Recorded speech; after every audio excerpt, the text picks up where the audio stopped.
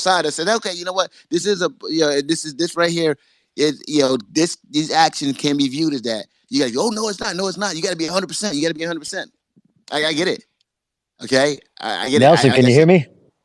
I get it. I get it. No, John, Yeah, can you hear me? absolutely. You're good now. Jonathan, you want to land real quick? no, go ahead. I want him to go. Okay. Sorry. John, let's talk about it. Sorry, I came outside because I think this is important. Look, there are three classifications in accordance with international humanitarian law. They are war crimes, crimes against humanity, and genocide. They don't go based on how many people are killed in any area. They go by intent. They go by methods. They go by with evidence. Jonathan, and you're usually pretty objective and pretty, but you're way off on the mark on even if history is written after the war, you can judge everything Israel is doing time now with bombing, with civilian casualty, with their actions to prevent civilian deaths.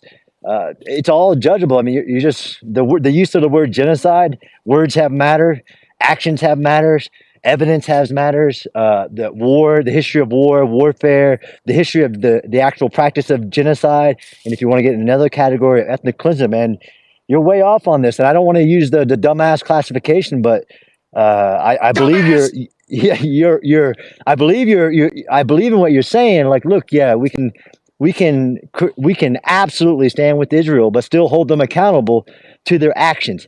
And thus far, I still have not seen. Although there's lots like you could have done it differently. Even the idea, like, look, you've been bombing.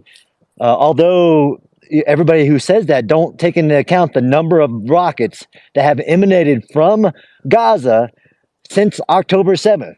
2,000 on October 7th. But it doesn't matter. You still hold one side to the laws of war, even if the other side is not following it. There's no what? Hamas's bombs don't get anywhere. We all know it because they have the Oh, Iron Dome. okay. They just bombed Tel Aviv a couple hours ago, by the way. Yeah. Yeah, you see the red things on the map, but they barely get anywhere. We've literally seen So it. The because only the time they actually hit rockets, somewhere yeah. is when the Iron Dome doesn't work properly. That's the All only right. time. Thank you, Can I young. say Thank you, something ma'am. maybe to Yeah. You're Jonathan's welcome. Let me just defense? finish That's in cool. John. All right, land your thing. Yeah, Landon. So look at again. This is why nobody can say even a war crime has been committed until one they can show what was targeted. And in this fact, when you're targeting, right, this long list of let's say 12,000 targets in the Gaza city, you would have to show that their intention was to do certain harm to civilians versus military targets. And oh, they can't be that many military There targets. was. They should. Hey, look, stop interrupting me, lady. I don't even know who you are, but. Uh, the practice of war, the like operations, despite the fact that the entire world is watching Israel's every action and criticizing every bomb, what Israel is doing is not unlike very recent history. U.S. dropped 20,000 bombs on Raqqa in a single 5-month operation. It's just not comparable. I know we're all emotional about this, and every civilian casualty is a travesty and is unfortunate, but you can't say Israel is purposely doing all of it and just bombing and they could do it a different way. If you think the fact that there's no air campaign means that there'll be less destruction, again, that's a fallacy. 35 rounds a day, 35 rounds a month of artillery and mortars when you get in close. That is also inaccurate. Yes, history will be the judge, and I actually can be the judge right now of every strike. Is it a military target? Yes or no? Is there something done to get the civilians out of the way? Yes or no?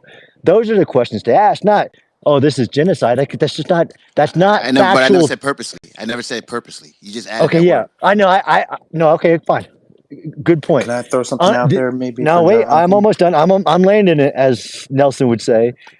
Unintentional is not a factor. The actual person firing the rocket has to account for the likely impact of the strike, and that is every 10,000, and it has to do a calculation, and that can be held to account. So it does. 90% of casualties are civilians in modern wars. The destruction of entire cities in Mawari in the Philippines, 90%. It became uninhabitable for 200,000 people, and there wasn't claims of genocide because it's the understanding of what was required to get ISIS out of the city. It's just not reasonable, Jonathan. It's not factual. It's not in accordance with the laws of war. that statement of genocide has very specific metrics in which are measured to say that statement. If you want to just say like the war on drugs and trying to use it as a euphemism, it's dangerous. That's a fact. All facts. All facts. By the way, ladies and gentlemen, if you agree with what John just said right now, hit the chat feature at the bottom right corner of space, respond to the tweet of this space, and just type hell yeah. Hell yeah. You know, if Nelson, you agree with what he is, just said right now. If you disagree with what he said right now, hit the chat feature at the bottom right corner of the space and just put a blue cap emoji. Blue cap emoji if you disagree. If you agree, type a hell yeah. Let me see the dynamics of this space. Jonathan Bain. Yeah. Well, I'm saying this thing has been tilted heavily towards people that agree, that disagree. I mean, we haven't let anyone that agree have the mic yet. So I mean, you've been rocking out, bro. Now we got to balance it. You've been doing a great job on that side. Jonathan, can I say something for you, Jonathan? As a pro-Israeli? One second. Let's go to Free Assange. Free Assange. Let's talk about it. I said we have very thick skin, Jonathan. We are taking the abuse. We are taking the slaughter, and we will keep on taking. I was going Hell to yeah, you're taking that shit. Take it right now. I was going to give I'm fucking with you, bro. Go ahead. We are supposed to take that. I mean, we are the underdogs here. So the thing is, Colonel John's characterization of genocide, I think he is disqualified to have even opinion on this kind of matters, because somebody who still glorifies Iraq war, which was a complete massacre and genocide of humanity, 1 million people dead, entire country destroyed on illegal war, no weapons of mass destruction, and he is still very proud of that. You can tell where his morality, where his law, where his international law, and I mean anything. You judge him by any parameters, and he just does not meet you anywhere. So basically, he is not the one I would call him for advice, Nelson. I would not accept pizza delivery from him, because he may have some poison in it, in the bag. He may have some poison in his advice. Is that what you just said right now? Yes, in the pizza. He may have let me ask you a question. Afzal. Yes. Where do you live in America, bro? What city? Washington, D.C. You live in Washington? How much weed do you smoke today, bro? Smoke weed every day. You smoke a lot of marijuana? Nelson, I really take humanity suffering, death, killing, I take very seriously. Again, I'm not Iraqi, I'm not Arab, I'm not... Shit, then you came to the wrong country to get citizenship, bro. No. No. You came to the wrong spot, man. It has a war business, but other than that, the United States is the best country. I mean, you can at least debate. You can petition the government against this. You can go on street. You can maneuver your legislator. You can. I mean, there is no country in the world where you can even do all this. Okay, so I don't really go on that. I appreciate the United States, its system, its constitution, its civil liberties. So I mean, obviously, it is a big guy on the block, and they are doing things. They may not be doing 10 or 15 years down the loop. Okay. Right. You heard Donald Trump's characterization, right? You heard. You're still going, Obama. bro? No. Yeah, give me just 30 seconds to that. God damn. Okay. President Obama is not known to be enemy of the Jewish community. His best friend Rahm Emanuel was the first chief of staff when he came to presidency in 2008, right?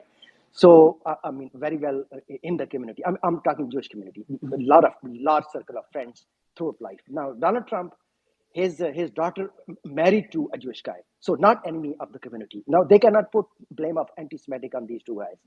And look at their analysis of Benjamin Netanyahu. And here Israeli people are electing a leader for the largest tenure of prime minister of that country, who does not believe in peace, who does not have respect for peace and for other people. They were living next door to him. So that tells you that what kind of people we are dealing. And I'm really, Nelson, I'm given up. There will be no solution until the day of judgment for this crisis, okay? Because if you sit with these people, and I go sit as a listener, Tally sits there, Colonel John Spencer sits there. Last night, previous day before yesterday, they are asking, show us the graves of dead people. I mean, imagine they are not even recognizing that many people are dying because they haven't seen the grave. Imagine that. This is the mindset we're dealing with. I mean, there is really no compassion. There is no empathy. And I call for empathy. This is the basic requirement of being human being, man. We don't have to be Right, belonging to their right, clan. right. Thank you. Absolutely, All right, absolutely. Nelson, can I fire back? Let's do it. Let's do it. All right, Shots. all right, all right. You can so the whole world can have their own opinions, but you can't have your own facts, brother.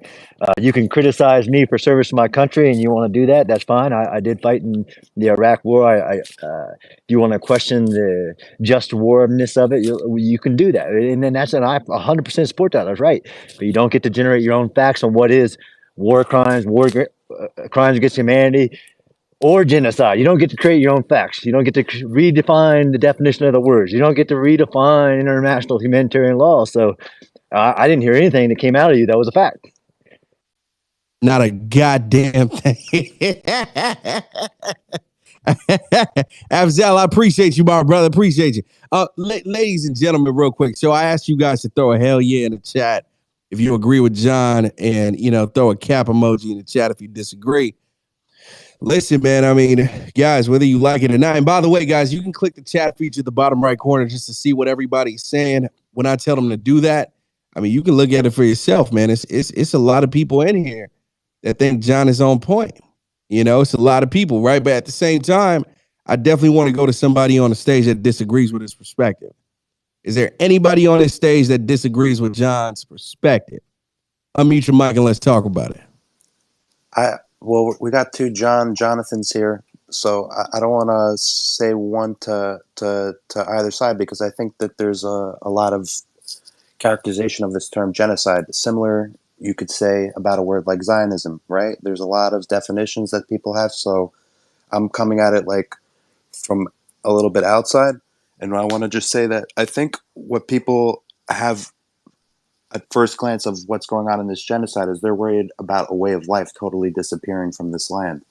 And I could see with at the front face of it that there's a war going on, so you're going to think that there is loss. There's a lot of loss of life on all sides. It's really tragic. But the reality is there are Arabs that are in Israel, and a lot of them were Palestinians. The Jews that are here were Palestinians. There's a way of life here that still exists. So if I could say anything to Jonathan, our co-host here, like, there's a way of life that's not disappearing as a result of this war, where we are trying to figure out what's going on with this mess. And socially, there's a lot that we're trying to figure out here in these spaces. But to have a fear that something's totally disappearing as a result of this war, to the level of saying that there's a Holocaust or a genocide, is so inaccurate. And to John's point, it's dangerous when it's used in such a way, because you're not really getting anywhere productive. Like, you're claiming there's genocide, but there's not genocide, so therefore we can't have the arguments where there's not genocide because we're saying there's genocide, and there are people who are angry about it, and they're coming to arms. It's a really bad cycle that we're in, and we got to break out of it with these really dark terms that are very inaccurate, and the misinformation that's out there, and to at least give credit that, hey, someone's trying to relay a perspective, because I feel where Jonathan's coming from, our co-host here, like, he's really worried. He's seeing everything, and regardless of what side you're on, it's like, we don't want to be here. So I think we could all agree on that. So to that point, I do not think it's a genocide, but like, I hear where people are coming from. They're really worried about something disappearing, and it's not being relayed, that the truth's not out there. This land is so freaking beautiful. I'm so grateful to live here. I'm a born American, but I live here now in the north of the country, and it's fucking awesome here. So 100%, without a doubt. Go for it. Absolutely, bro. Absolutely. Now, TOC, what are your thoughts, man? Is this a genocide? Is this not a genocide? It's a genocide. Let's talk about it. Then. Break it down. I'll tell you. And by the way, speak with your chest, bro. Put some bass in your voice too. Let's talk about 100%. So break it down. I'm gonna give you the bullshit. So hold on. Let's talk about that bullshit, bro. Let's go.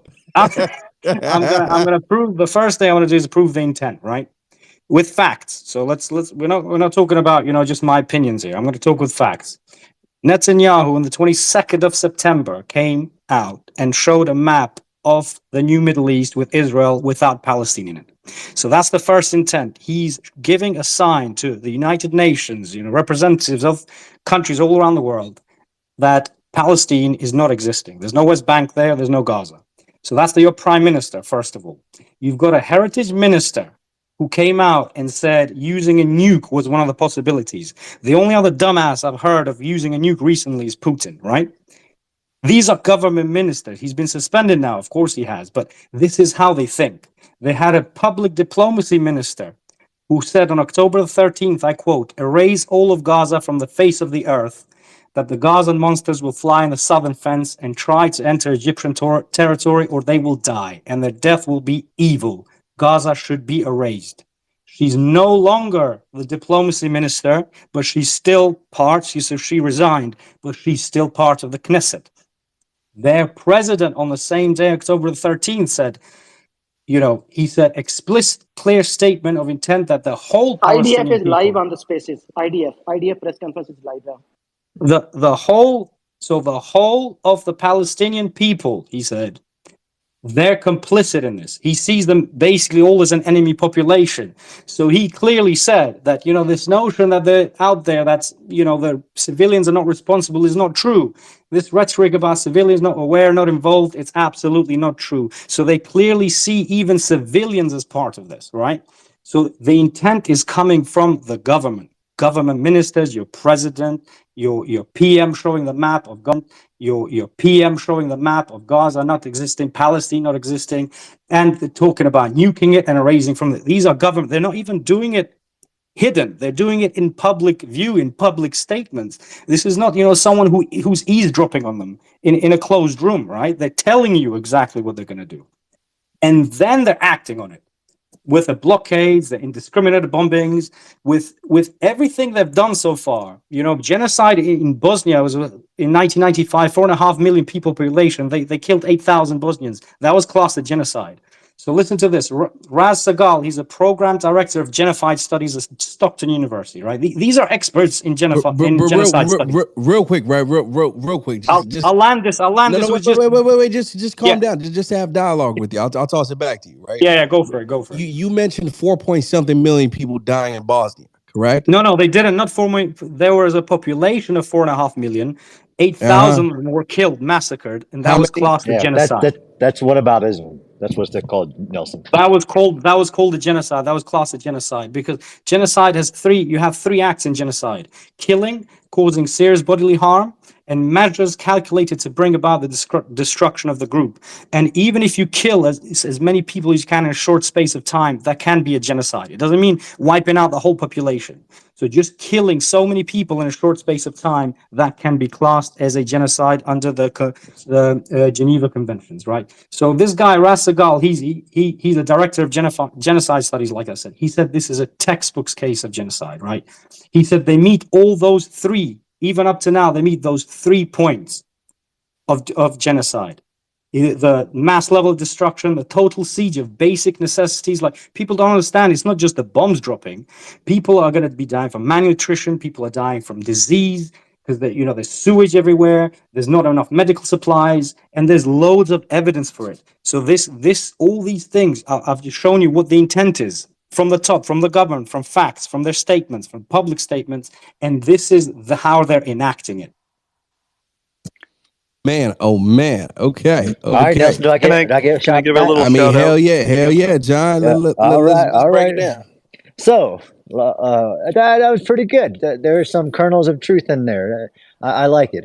So yes, if you hear a politician saying something, you're going to take it. You're going to hold on to that, despite the fact that Netanyahu has had, I don't know, at least 100 interviews since then saying the citizens of Gaza are not our targets. Our targets are only Hamas.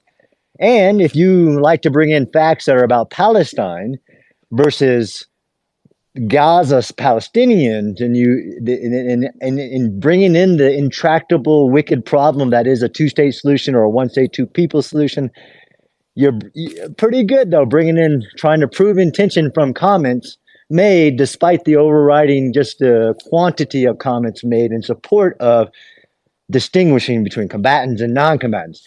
The act of bringing in now over 1,000 supplies of food, water, medical supplies, and all the acts. But I'm not going to argue that fact you have to infer an intention. While the other side, and it isn't some professor in a college of genocidal studies that gets to make the overall determination. Again, those three categories: and I don't like doing whataboutisms. I actually don't. I don't like to bring in any other context. But in the current world, there's only one person with an active warrant with accusations of genocide, as in the deportation of 100,000 babies out of a country with the intent to erase their existence, and that's President Putin. So when the ICC conducts an investigation and calls what's going on in the current term, which is ICC has been very careful on, might be war crimes, might be, they haven't uttered the word. So the guy went to the Rafah Gate, the ICC commissioner, the guy who's responsible for making that classification, didn't even mention the word genocide or crimes against humanity. He said there might be war crimes on both sides, and I'm looking forward to doing the investigation, and it needs to start immediately. So don't come at me with a kernel of truth and then try to override thousands of other truths that are more important. Oh, okay. That's called gaslighting, my friend. Seriously, the ICC, you guys don't Well, even not even a member of Yeah. ICC. Doesn't matter. Even if Those are they the do an people that do it. investigation that will prove Yeah. war crimes. What you did was called disinformation. Do you know You're what pretty good at it, though. Netanyahu I said? give you credit. I give you props. You're pretty good at disinformation. Do you know what? do I know the I'm only things- talking facts, my friend. I haven't given anything about my opinion. This is all. This is Yes, all you did. fact. You take a This comes from kernel, the top. you take a statement, and then you try to make a giant truth from it. So that's really the mastery of disinformation. You take the kernel. Do you know what he said? Do you know this guy said the words nukes? Do you know? Like, come on, man. Did you watch? Do I know? Yeah, he's a member. He was a member of your parliament. You got Yeah. democratically elected. I'm Right not- there. IDF, when they made their press conference yesterday, also they like to slide in this fact that actually, they like to tell you that the Palestinians are also complicit. It's yes, we are going after Hamas. We want to minimize, the civilian harm, but Because you are the civilians complicit. also support Hamas. Because so your they try to civilians slide were in there hitting that people. actually these You people are complicit.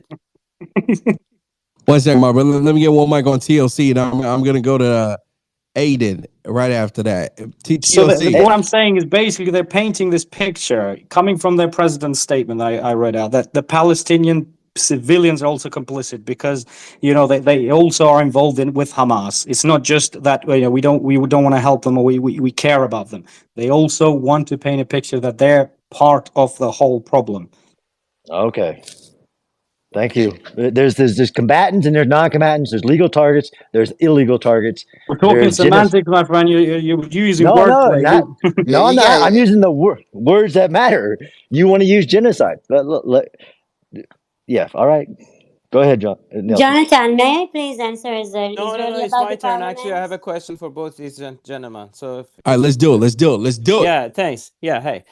So, first question for John. First of all, thank you so much. I'm learning so much from you in all these spaces. So, John, if there are two sides to this war, and TOC just listed a bunch of items that are considered genocide, or the reasons that he's considering this situation a genocide, and both sides to this war, to me at least, just listening to him, both sides of this war have the means to prevent those things that he calls genocide from happening.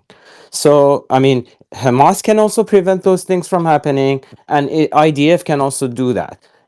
Is there a way in a rule of law war that basically puts this only on IDF and not on Hamas? Because I think if there's sewage there, Hamas can fix it. If they don't have electricity, Hamas can fix it. If they don't have fuel, Hamas has fuel. So so they can both fix those problems. Why is it always on IDF when we talk about that? Could you explain that for me? And then let me just ask.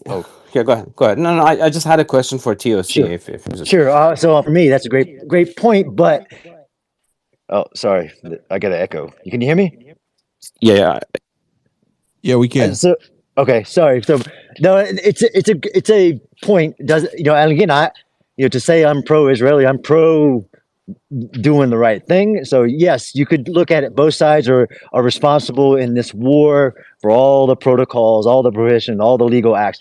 Yes, when you make an assessment of, that's a war crime to cut supplies off, the Israelis provided supplies off, but Hamas has these supplies. Yeah, that factors into the assessment. Again, a real person whose job is to investigate these things, you can say that. Yes, absolutely. But that moral comparison, I think, doesn't matter. The Israel still has the responsibility to follow the laws of war, even if Hamas, by its very function, by its charter is a war crime. So if you want to talk about what statement, I mean, Hamas put it on paper and then issued it out, and then Hamas says it wants to do October 7th. It doesn't matter to me. There are those criteria, and I actually agree. Again, kernels of truth, intention, actions. There are other metrics of the term, which there shouldn't be different definitions. There should be the United Nations definition of genocide. So yes, but it doesn't matter if the other So, side. but just to conclude that, if there is genocide ongoing and both sides have the ability to prevent that from happening, you can't say IDF is committing genocide. They're both committing genocide. Can we say that from a legal perspective? No, you actually cannot. John, let me jump in. I John, say let me jump both in don't. because one second, John, because I think you guys keep playing around this word intent. When it says in the present convention, the Geneva Convention, genocide means any of the following acts committed with intent to destroy, in whole or in part, a national, ethnic, racial, or religious group, such as killing members of the group. Okay, causing serious bodily or mental harm to members of the group. Okay, all right. So there's a mental harm with those kids and those women and everything else. Deliberately inflicting on the group conditions of life. Okay, like the electricity, water, all that, calculated to bring to its physical destruction in whole or in part. Imposing measures intended to prevent births within a group, forcibly transferring children of that group to another group. So once again, when you guys look at that, deliberately inflicting on the group, okay, conditions of life calculated to bring about its physical destruction in whole or in part. When you talk about turning off the water and the electricity, okay, and stopping the supplies from going in there. Okay, it's crazy, and they're doing that intentionally. No, I agree. They're doing that Yeah, but they're intentionally. both doing it, Jonathan. Jesus. Hamas is also doing that. I mean, Hamas is also doing that. Jonathan, They're both can doing I ask it. you a question here? Can I ask a question here? Hey Nelson, I gotta step down for a minute. Hamas Jonathan, that's isn't doing great. that. Great Hamas to bring in isn't the stopping definition. Israel. Hamas isn't stopping Israel from getting supplies. Okay, Hamas. Yeah, but they have supplies, but they're not providing the fuel to the hospital. They have the fuel. They're not providing it. Jonathan, can I? But go ahead. So this falls on Israel. Why aren't they importing stuff? Why don't they have this stuff? Why can't they provide this? Why don't they have this in Gaza? Why don't they have water? Why don't they have food? If Hamas is the government supposed to be taking, like, why does Israel have to provide anything? Some misinformation is that Gaza actually has 93% of its own water. Israel only provides 9%. Israel is under no obligation, has not been under obligation the last 17 years to provide any water. Well, I'm saying, why is this on Israel? Dig a well. No, I agree. Land, I agree with you. You have land. You have sun. You have water. Grow some food. Dude, I'm saying what you're saying, which is Israel started voluntarily. They started voluntarily providing that extra 9%. Because Hamas fucked up their aqueduct, and Hamas also started to pull out pipes and use them for rockets. That's why. And that was literally recorded in the Hamas propaganda video just before anyone says that. Oh yeah, it's all over the place. Yeah, there's like Hamas 20 is the one who videos put of that footage out. John, I think can I so, ask guys. a question for TOC? AD, sorry, I just needed to ask some questions. One mic, guys. All One we mic. speak I'm about. sorry. I was sending a text message. I'm sorry. So, Grant, I'm about to bring you up right now. Nelson's away from the system. As soon as you get back, we're gonna go ahead and move you over. Once Jonathan, Nelson can I gets ask back my to question for now, TOC? one second, because first and foremost, let me just say this right. I'm definitely pro-Israeli, okay, and but what I'm saying is that it's crazy that you guys don't see that someone can unintentionally have a genocide, and for you guys to say, oh, it's just based off of intent, okay, the intent to deprive them and choke them off, okay, in terms of food and water and everything else to survive, okay, that is textbook. So when you look at the whole definition, okay, you guys kept isolating apart in one word. Once again, I support Israel right to defend themselves, and I want them. But I'm telling you right now, because of this, I believe the disparate impact of what they're doing it's going to be genocide. And if you guys can't understand what disparate impact But is, Jonathan, But Jonathan, the Grant, one I want word. Grant. I want Grant to jump Look, in. Jonathan, if you're using that word as a One word second, from a bro. One second. I want Grant to jump look, in. Jonathan, if One you're second. I using want that Grant to jump term, in, bro. I want Grant okay. to jump in. Jonathan, since you Hey, brought Grant. up the definition, it is the deliberate killing of a large number of people from a particular nation or ethnic group with the aim of destroying that nation or group. That is the full definition. They would have to have What? the intent to destroy the Intent. Palestinians, and their intent is to No, destroy Hamas. it say deliberate. I'm reading It the doesn't say definition. deliberate. I actually look words up rather The than aim. assuming that my uncle knew what they meant.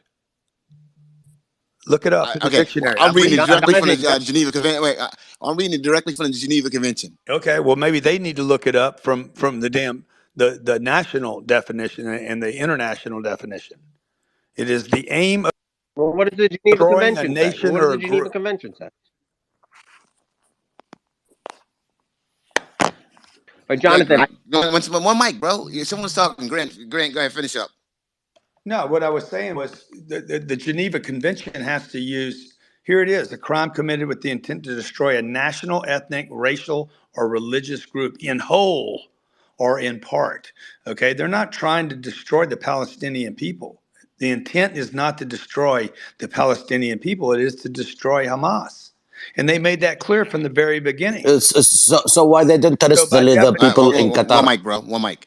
Go ahead, by Grant. definition, you cannot have genocide accidentally. Okay. You cannot. It's impossible by definition. Okay, by definition, Grant, if you read the definition of whole, it says in present, convention genocide meaning means any of the following acts committed with the intent to destroy in whole or in part a national, ethnic, racial, or religious group as such as. And that's where they're not trying to destroy Wait, an hold entire on, nation. Grant. There's 5 parts of this. A, killing Well, members of the group. you already disqualified yourself with the first part. You don't need to read all 5. No, Grant, I do. B, causing serious bodily harm or mental harm to that members of the group. C, deliberately inflicting on the group conditions of life calculated to bring about its physical destruction in whole or in part. And that's what I'm trying to say. You guys stop it. You guys you're too stop. smart for this. Grant, let me ask him, You're Grant. too smart for this. Grant, But Grant, do you know what disparative you're impact being is? selective. You're being selective, Jonathan. You're reading their definition, but you're dropping valuable words out. The intent. No, I didn't. I read the entire definition, Grant. I'm reading it too. I'm looking at it right now. Jonathan, you read it and you said intent. You read it and you said intent. That one word. But intent to deliberately inflict on the group when you choke them off from water, electricity, okay, food, and humanitarian stuff. That is intent. No, that's every war includes cutting off resources. It does not. All wars do not include warnings, timelines, move out. Dude, if the Israelis, and I don't have a horse in this race, but if they wanted to decimate Gaza Strip, they could have done that in the first 24 hours. If they wanted genocide of 2 million people, which they don't, they could have killed everybody they wanted to kill in the first week. Forget 30 days. Yep. Once again, I agree with you. I agree with Israel right to defend it. So I think Hamas, once again, what they did on October 7th, a response, of epic portion is necessary and needed to prevent them from doing that and to protect the citizens. But what I'm saying, okay, is I think that their actions right now is disparatively is going to give some disparative impact, and to the point where later on it's going to be viewed as genocide. I truly believe that. Jonathan, can I add 2 facts and to see if maybe if you try these facts on, they might change your mind a little bit? Can I just throw them out? I want to go because we've been talking to a lot of pro-Israeli people. I want to get someone that's pro-Palestine. Yeah, once again, because I don't want people to call this room a Zionist room. Okay, it just very brief. Get me. I am Arabic person from Middle East. Can I ask some question? Let's go. Okay. then I'll say I am from Middle East, from Yemen. As one question I want to ask: what happened now in Gaza, and even in 7 October? We don't want it to be it's happened that actually we feel sad for innocent people getting killed 7 October or now in Gaza. So why is not concentrate about the leader of Hamas in Qatar? Why is USA and Israel not even arrest that people what it was in Qatar? They are in Qatar, the leader people, the High Commission General, they are in Qatar. They're supposed to be to stop them. If there was arrest that people, they're supposed to be, and then that people they will speak the group in Gaza to stop the fight.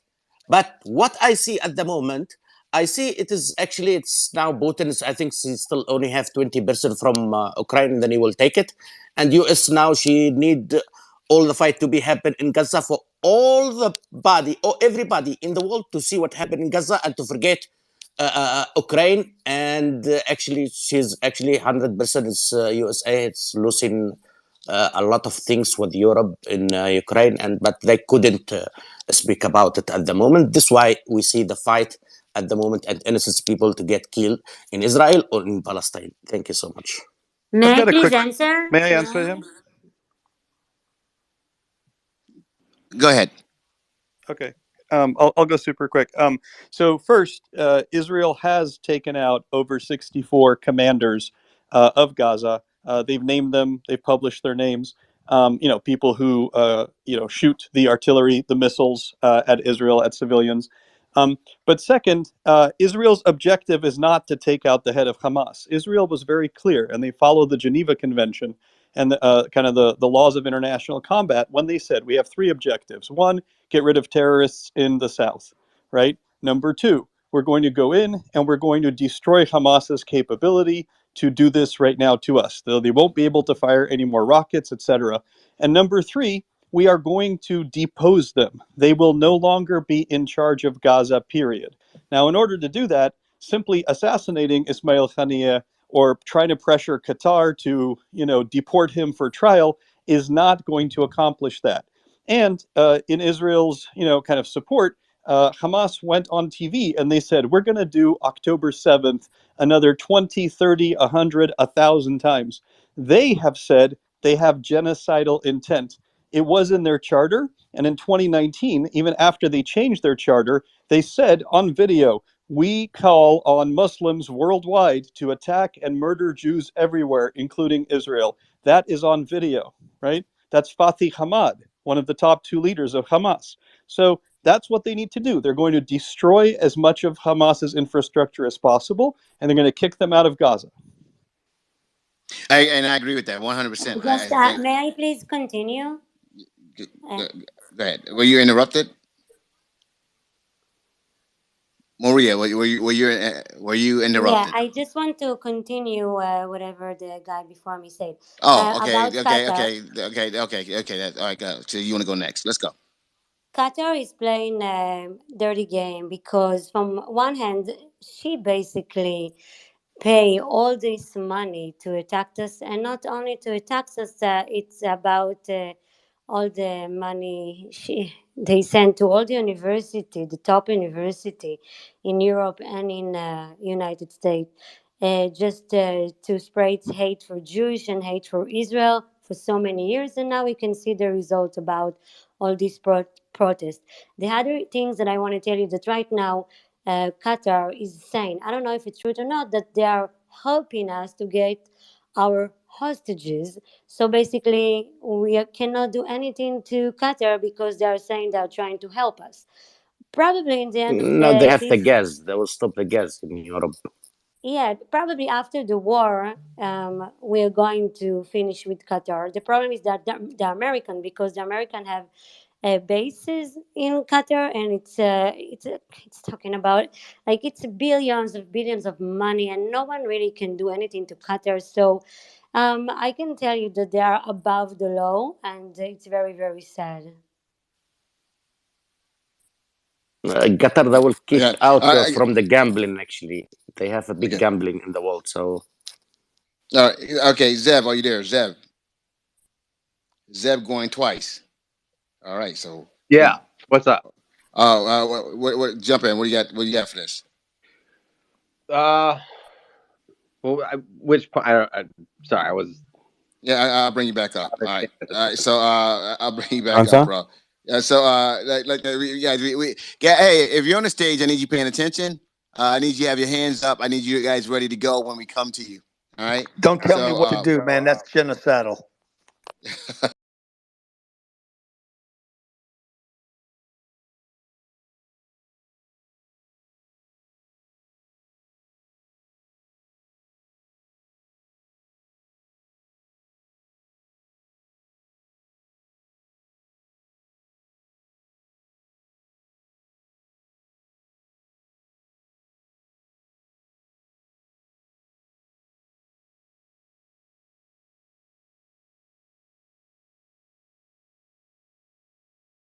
China and Russia, that triangle over there. The real threat here, because I'm living here in United States, so I'll be talking about it at this point, at this forefront. So, uh, the real threat now is not. all right, YN, you're up. Let's go. Yeah, me. Yes, She let's was go. talking. What YN, happened let's to her? go. YN, let's go. Yeah, let me first tell you something, Jonathan, because you were asking about the intent thing. I just want to give Fuck you are another you? You ain't example. YN. What's going on? Go ahead, YN. Yeah, I wasn't talking. I don't know who that guy was. Go ahead, YN. I was just curious. I'm just asking Jonathan a simple question. If you did believe that Israel's committing a genocide, wouldn't you be a shitty person for supporting them? No, bro. Okay, first and foremost, what I said was, and once again, you got to listen to my word. And yeah, man, oh man, I got these Zionists. Listen to me. What I said is their actions. Okay, is going to be viewed as genocide because of the fact that it's disparate impact. Now, I think Israel has a right to defend themselves if they continue doing what they're doing. Okay, and the casualties continue to mount. Okay, it will be history will view this as genocide. 100%. I stand by that. So, am I a shitty person for the? No, I have. Guess what? And I said this before. If Israel went in and did on October 7th to Gaza what the Hamas did, I would be standing with Gaza right now. Okay, I'm not. I don't have a pony in his horse. I mean his race. I don't have a pony in his race, and I certainly, I'm going on what's right. And what was right is Israel was viciously and savagely attacked on October 7th. Okay, and they have a right to provide security for their people. So I'm not backing off of that at all, at I all. got you. Could I respond? Yes, go ahead. All right, a couple things. Firstly, if Israel did to Gaza what Hamas did to Israel, I would stand there right with you. That would never happen because Israel's not a bunch of fucking monsters. Two, Israel might be the worst people at genocide if they are telling them they're attacking. That might be the worst possible way to commit a genocide. It would be highly ineffective. That would just be the wrong way to go. They would just bomb them without doing anything. And for someone who's in this country, like I can't pronounce his name, Afzal, for him to shit on that American veteran, I get the fuck out of this country if you don't respect our veterans. You have no right to tell any person what to do, man. You are just full of crap. I'm not supporting any unlawful acts of any government. So I have the right to criticize the government of United States. You are just conflating just like everybody else, okay? So shut up, man. Yeah. No, you're just a lying Muslim, though. It's easy for you to lie. That makes it hard. That's not, that's a Zionist thing, okay? That's a calling card for Oh, that's a Muslim thing. I'm actually here for you today because the other night you had this lady and you attacked her. She wasn't able to answer you. I'm here for you tonight. So just wait. Sit there and wait. Yeah, that lady yesterday damn. was the most gaslighting fucking lady I've ever met in my life. Every time she said something, she was like, "Oh, I just read it online." What kind of fucking professor gets all their opinions from TikTok, for fuck's sake? She's not here right now, so we have a policy. We don't really discuss people unless they're celebrities if they're not here. So we're gonna keep this thing going. Oh man, Dr. Abdullah, you just came up on the stage, got your hands up. Let's rock. Hey, thank you, Jonathan. Can you hear me? Yes, I can. And then I'm gonna go to Yeah, Intel Skizza yeah. after. But go ahead. Thank you so much. Yes, YN. Yeah, you should. I don't think. I think that was an unjust attack on Abdal. You have no right to tell him to get out of the country. He has the same rights as you do to criticize anyone as he sees fit. Zionists But assign people a right to live anywhere. They have the yes, right yes, to live. God that's what gave them entire world. Not just the land of Palestine. Entire world free belongs to them. So they free decide to assigned. live Yeah, where. well, yeah. One mic though. One mic. I want him to get his Thank you, point out. thank you so much, free Yeah, and assigned. Muslims run away Hey, from their listen, country to listen. make Yo, the I just same said one mic. shithole elsewhere. Yeah, here's the deal. I just said one mic, folks. Okay, we trying to keep this thing order. All right, and orderly. Let's not do that. Okay. All right. So I want to go Okay, ahead and thank you. I want to go back to Dr. Abdullah. Dr. Abdullah, you're good. Dr. Abdullah, are you there?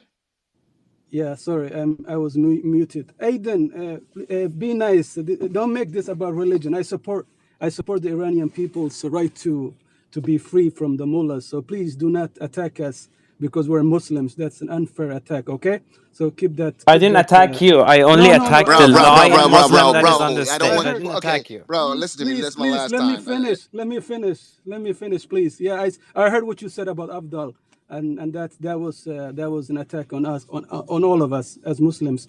But I was gonna talk to the Colonel, which I respect a lot, Colonel Spencer. I've been following him a lot when it comes to the brutal invasion of the Russians in Ukraine.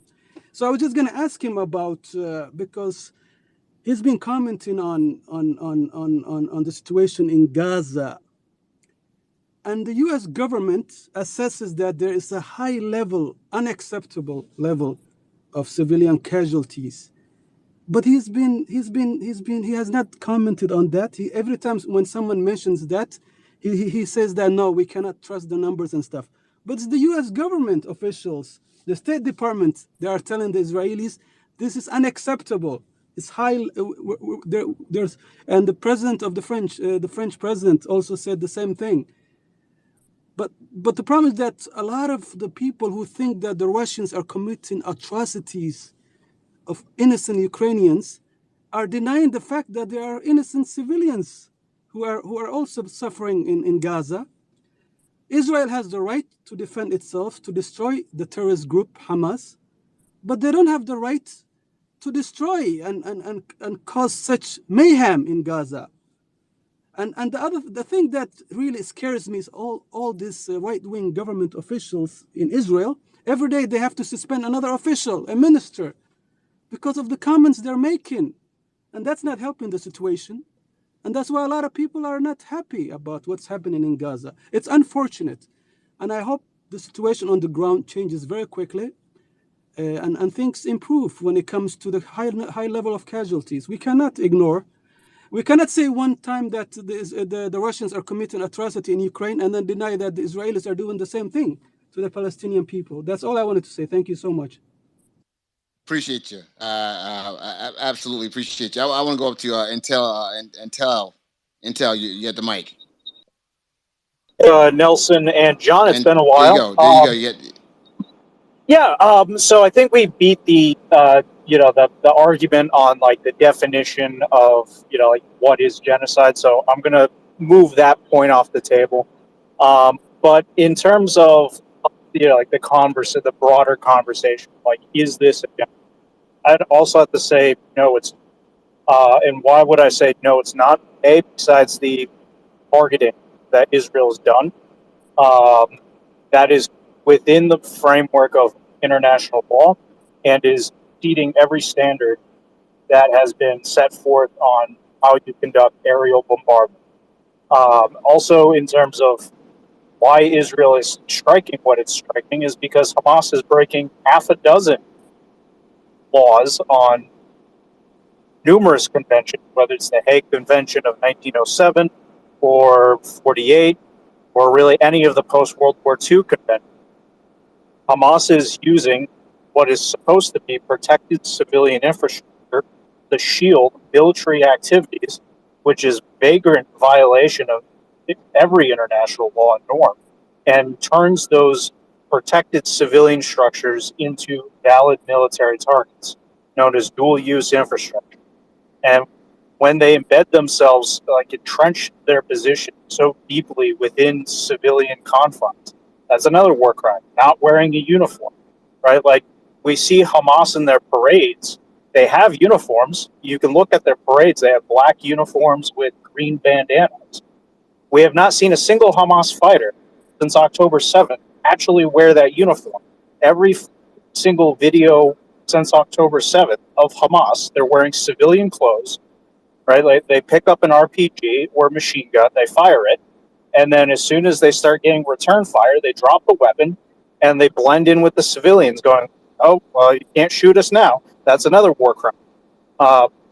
Also, in terms of what Israel has been allowing happen on the international stage, right? Like I've been covering ship movements for the last few weeks.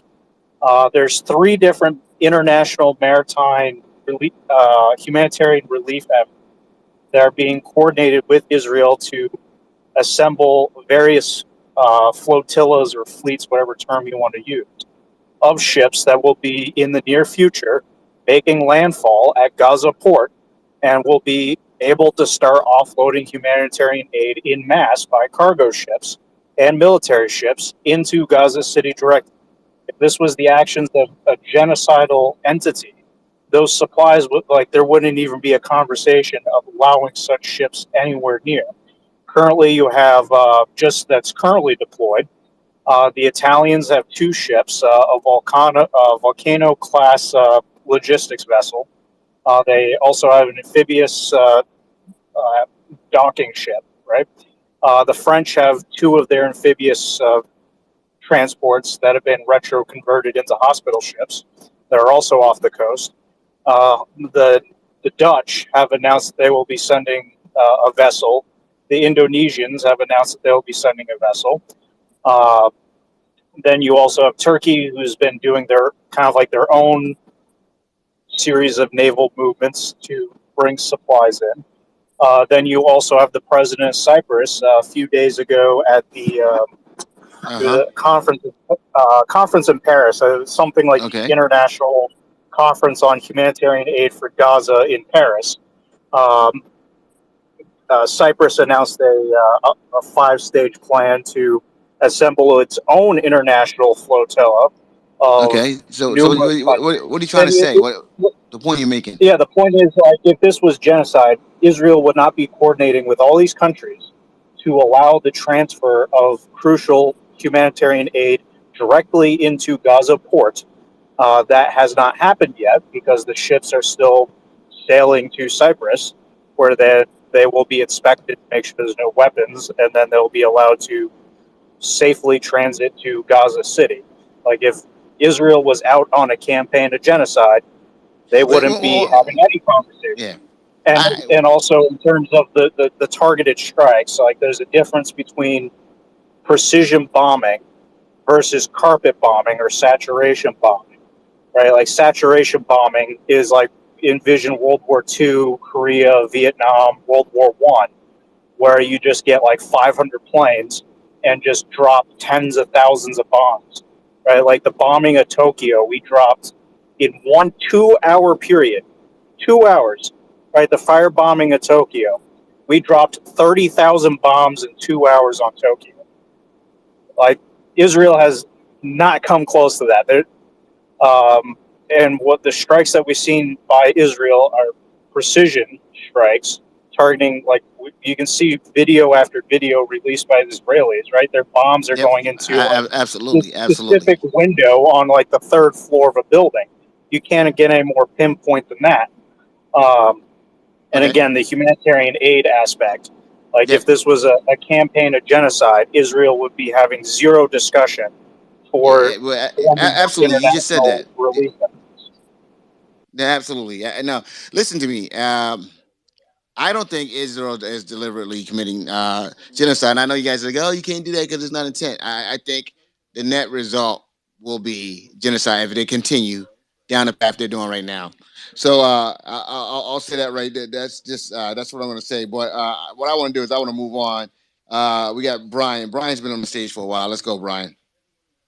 Hey there, sir. I appreciate it. And I want to push back against a few different things here. But I want to open with a quote from Nick Robertson, who I hope you all know he's one of the CNN's best reporters, one of the best international correspondents in the world, is constantly in war zones. And his quote from today, after touring northern Gaza with the IDF, quote, "I have never seen the scale and level of destruction in more than 30 years of war reporting." That was during a live report. And I'm sorry, like, people keep saying the phrase precision bombing. I remember when the US took out Zawahiri.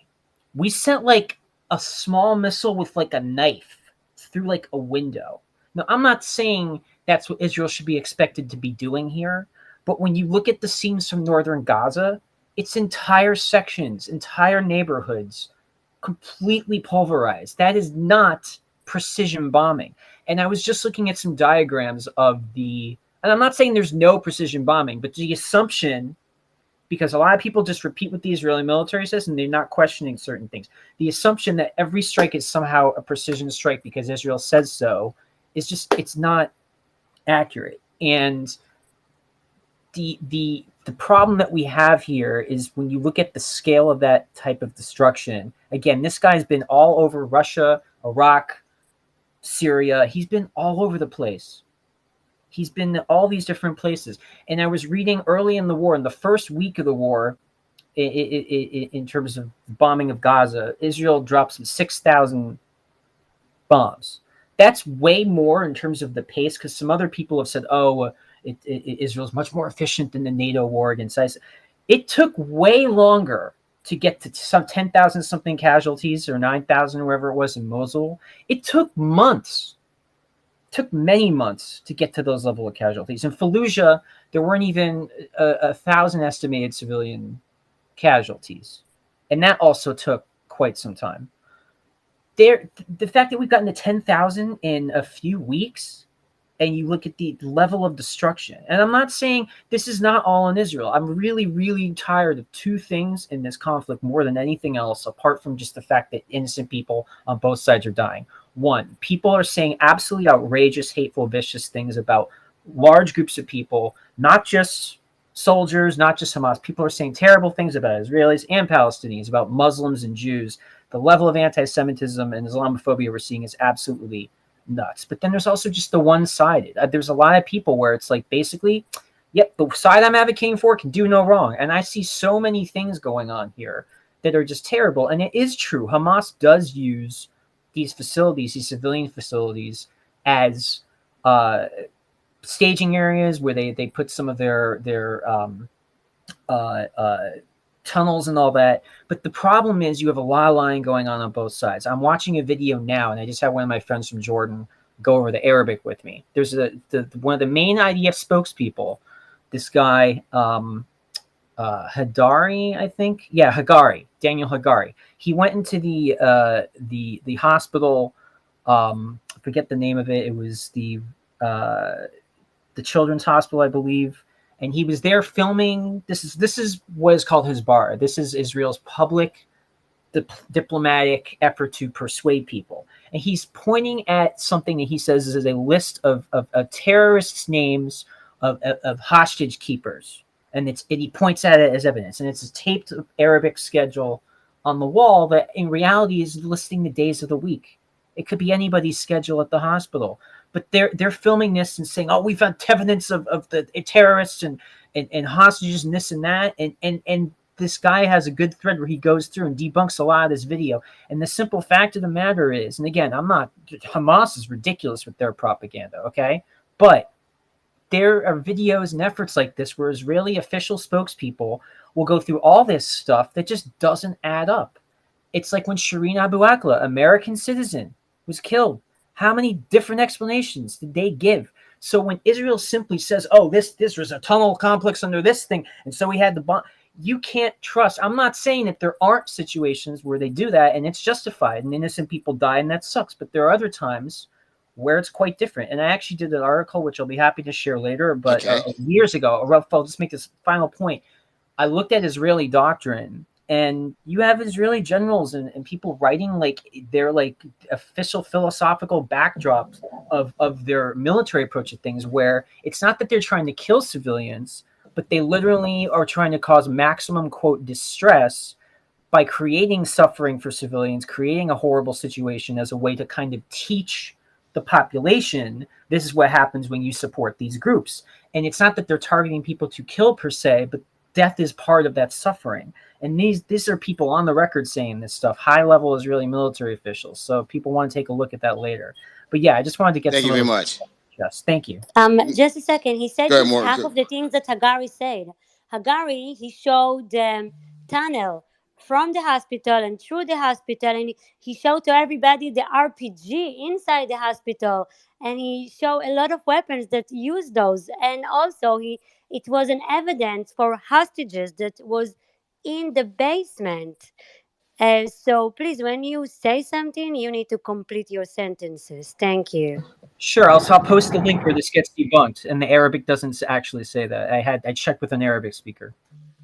Of course, because all those channels, they are they miss all the important information to lie to everybody, and this is why we get to the point that no one really knows the fact and what is really happening, because they don't want that everybody is going to know the truth. This is exactly what happened.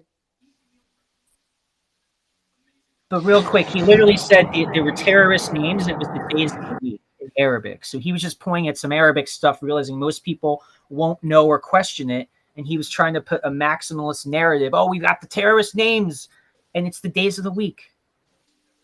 Okay. I've been in. Yeah, just a second. Table with names on it.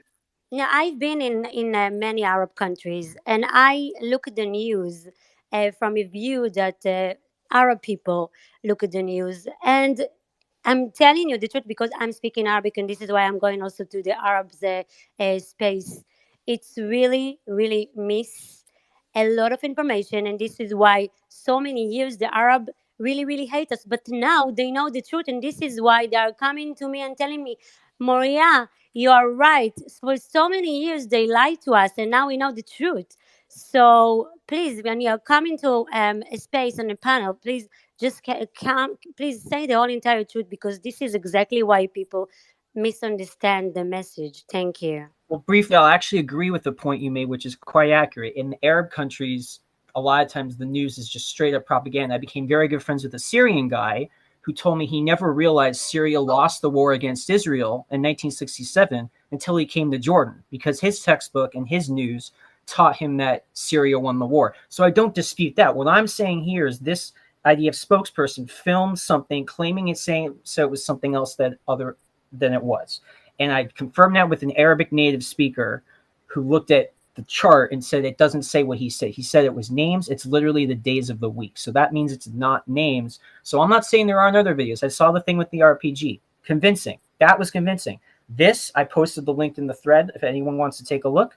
This seems like his bar, where it's just, there's propaganda on both sides, and it's hard to know what's true. So I'll agree with that. Just one question. Have you seen the tunnel that's coming out of the schools to the hospital?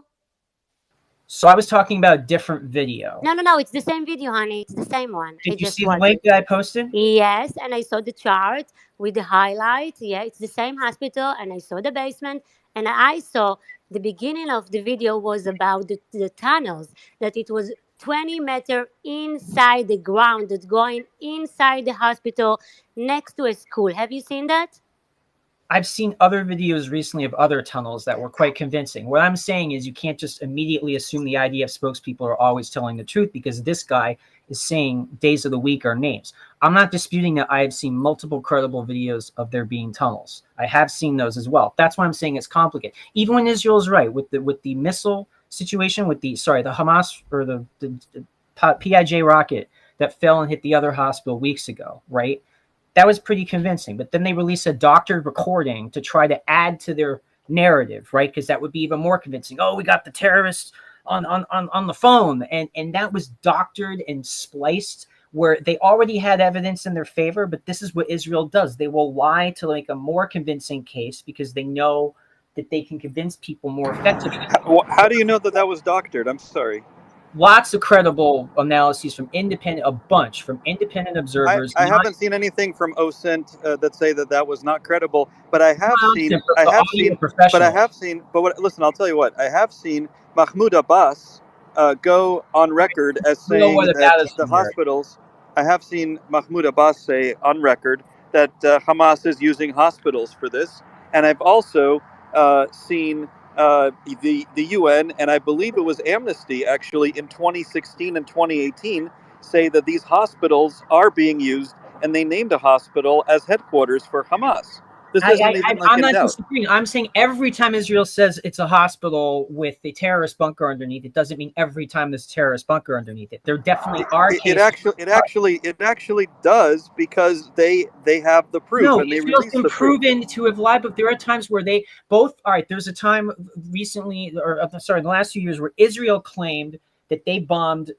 They didn't bomb someone. It wasn't an airstrike. That was a failed rocket launch, and they did actually bomb and came out and admitted it. And at the same time, another time, Hamas claimed it was an airstrike when it was. Sorry, what incident are you talking about? I Be can specific. post my link. I don't have the incident memorized, but I cited. Okay, then you're just talking about generalities, and we're No, I'm talking not about talking about the fact I'm talking about that very these specific hospitals. reports. Sir, I'm talking about very specific talking. reports where repeatedly both Hamas has been caught lying, blaming Israel when it's their fault and their own rockets, and both Israel has also been caught lying and claiming it's something else when it was actually their airstrike. And Shireen Abu Akleh, American reporter, who they said it wasn't their people who shot her, there were Palestinians shooting near her. And then the Washington Post and a whole bunch of other forensics experts saw that there were no Palestinian militants shooting anywhere near her, and that was definitely an Israeli bullet shot. Okay? The original explanation was completely. I'm saying that you have to question everything that you're told by these people. Okay, and we so should always question. Agreed. We should always question, and we should look at the evidence. Okay, but you're going by default that Israel. It sounds like you're always saying Israel always tells the truth. I never said that. Okay, I never said that. Then we can agree. We can agree. We can agree that we should always look at evidence. We should always question. And what I'm going to tell you is that. And they both been caught lying. Sorry, don't yell over me. You're yelling over every time I try to add to this conversation. You're yelling over me, and it's difficult to say something. Okay, so I don't disagree with you. We should question. We should use our minds, and I don't disagree with you that militaries, all kinds of militaries, use propaganda to make the war seem better for them. But that said, Israel has been fairly exemplary in providing evidence of where there are enemy combatants, who they're targeting, when they're going to target. And one of the crazy things to me, right, is in this whole discussion of genocide, not genocide, right, is the fact that Israel has just ungenocided, the opposite of genocide, 1.1 million people. Israel has spent 2+ weeks trying to wait and make sure that 1 million people evacuate. If this is how Israel genocides, they are the most incompetent nation in the world, because they simply had 1 million people evacuate. And in the last 3 days, they had another 40,000 people they helped evacuate by providing a convoy of tanks, right? They guarded them. Hey, wait, don't interrupt. Don't interrupt. Do not interrupt me. I'm speaking. I'm speaking. You're not speaking. I'm speaking. You're not speaking right now. Do you understand?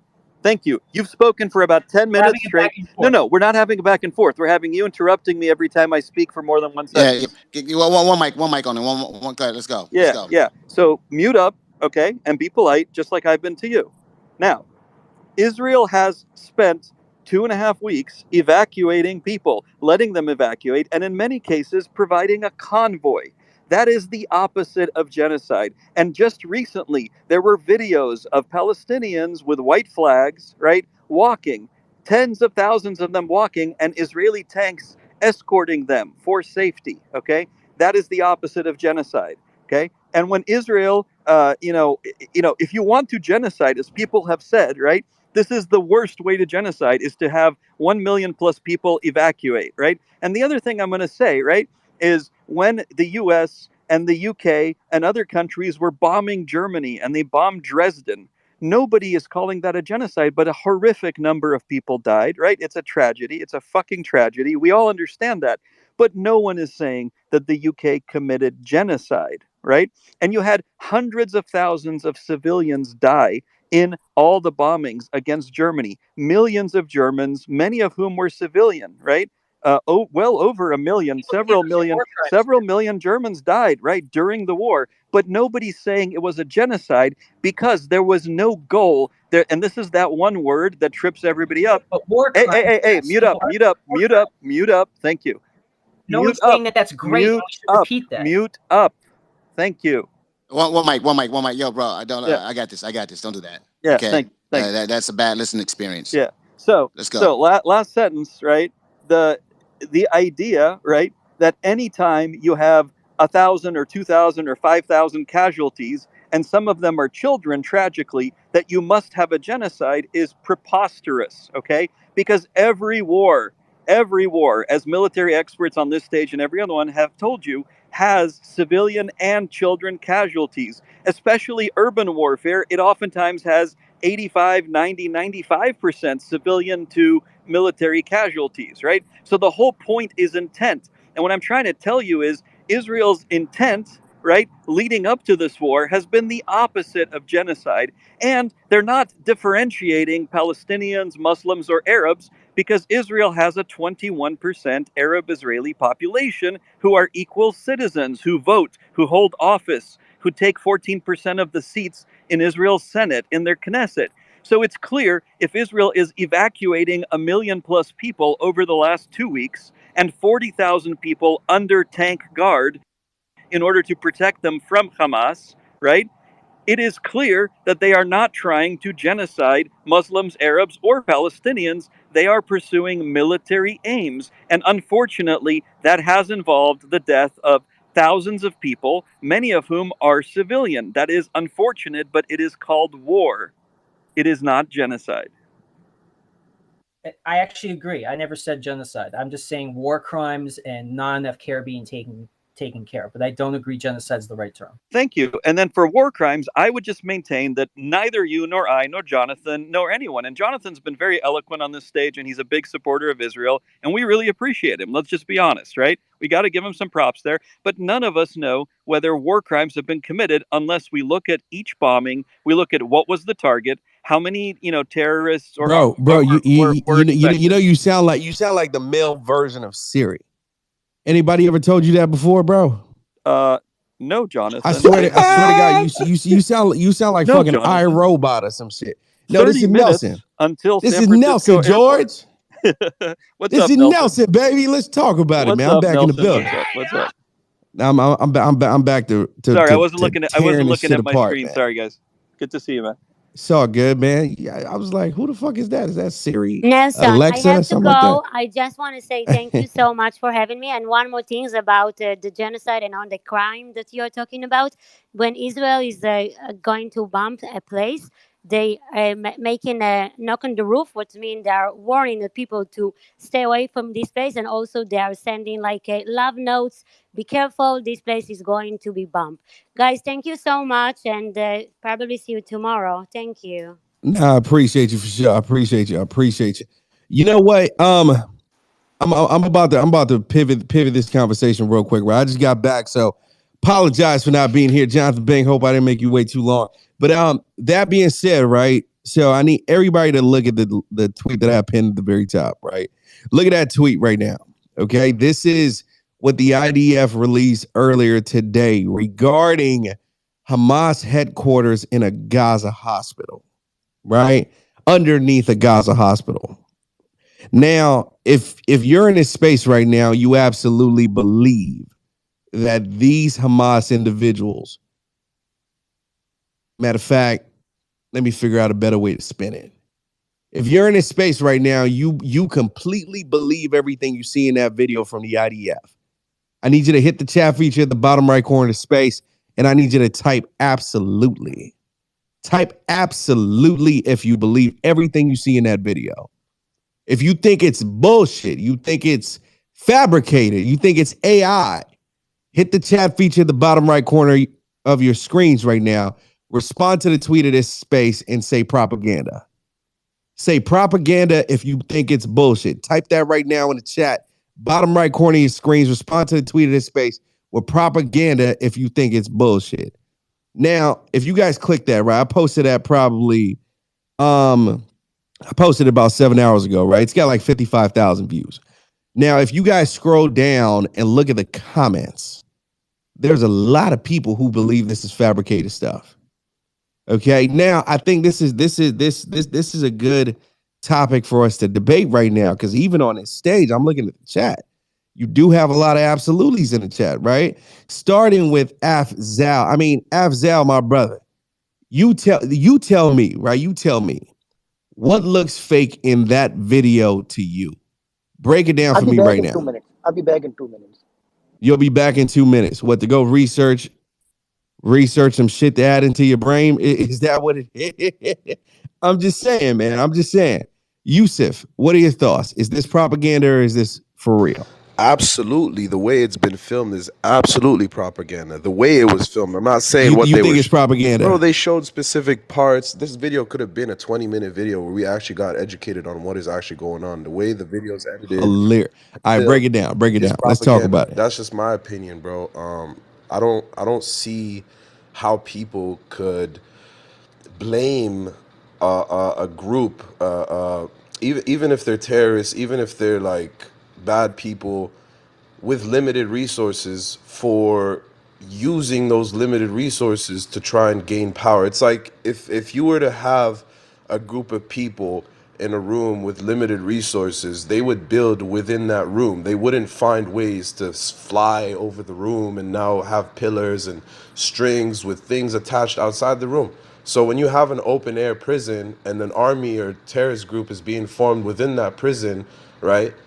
People are going to be building where there's infrastructure. Bro, you know I don't believe for 1 second that Gaza is an open air prison. Okay, let's talk about it. All right. What is a prison? Let's do it. A prison, right, is a place that has walls and borders that you cannot leave, right? People who try to leave Gaza through the water, right, get shot down and killed, right? People can't leave through the water. They can't. There's no way to leave through the whole western peninsula of whatever's left of Palestinian land, even down to the border of Egypt, all the way. You know what I'm going to do right now? Now, did you see that tweet I posted earlier today? People cannot cross the border without documentation. Did you see that tweet though?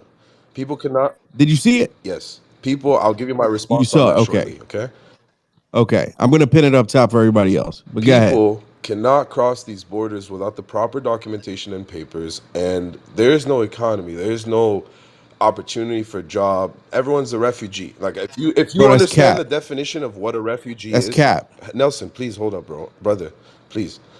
If you understand the definition of a refugee and you see how people live in refugee camps, most people that end up in refugee camps, they have nothing. They have nobody, and they're relying on the government of this country to actually treat them fairly and get them out of there as fast as possible. Most of the videos that I've seen of people in refugee camps, they get told misinformation a lot. Just like how, I'm a Canadian citizen, my government lies to me all the time, right? All the time. Misinformation all the time. Just like I'm a U.S. citizen, my government lies to me all the time. Misinformation all the time. A lot of these refugee people suffer of the same thing. But the problem is they don't live in a capitalist world. They don't live in a world where they can leave their house, meet a new network of people, explain their skills, and make money. There is none of that in these refugee camps. There is none of that in Palestine. There is none of that. It doesn't exist, brother. It doesn't exist, okay? Maybe in the West Bank, maybe in Israel, yes, some Arabs have good lives and they're Palestinian and they're not suffering, but I'm talking about the people of Gaza, right? I have a lot of friends now that I'm talking to. Look up top. Gaza, look up top. And they've look what I pin up top. They've explained to me the concept of being in a prison. I've never been to prison, okay? They're Have you been to prison before? Absolutely not. So we don't know, me and you and I, we don't know what prison's like, and we don't know the Yusuf, I watch a lot of videos. Have you ever watched Prison Break? No. You never watched No, Prison Break? I watched Scared Straight.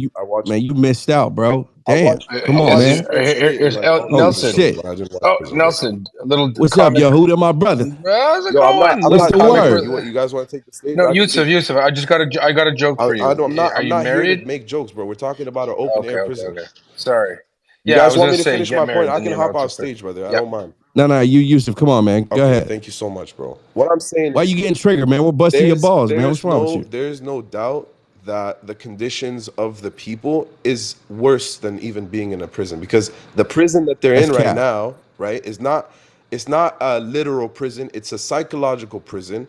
It's a documentation and government related prison. So you're essentially a prisoner to a foreign government that doesn't want to spend funds on you, and there's no other foreign government out there. Neither your local government can help you. So you are technically a refugee. So they got forced into refugee status. Now, these refugees are setting up camp in certain lands in certain areas that are completely underdeveloped. Got like all these areas, bro, that I'm talking about that are bordered up are underdeveloped, and they're like in a third world country state, right?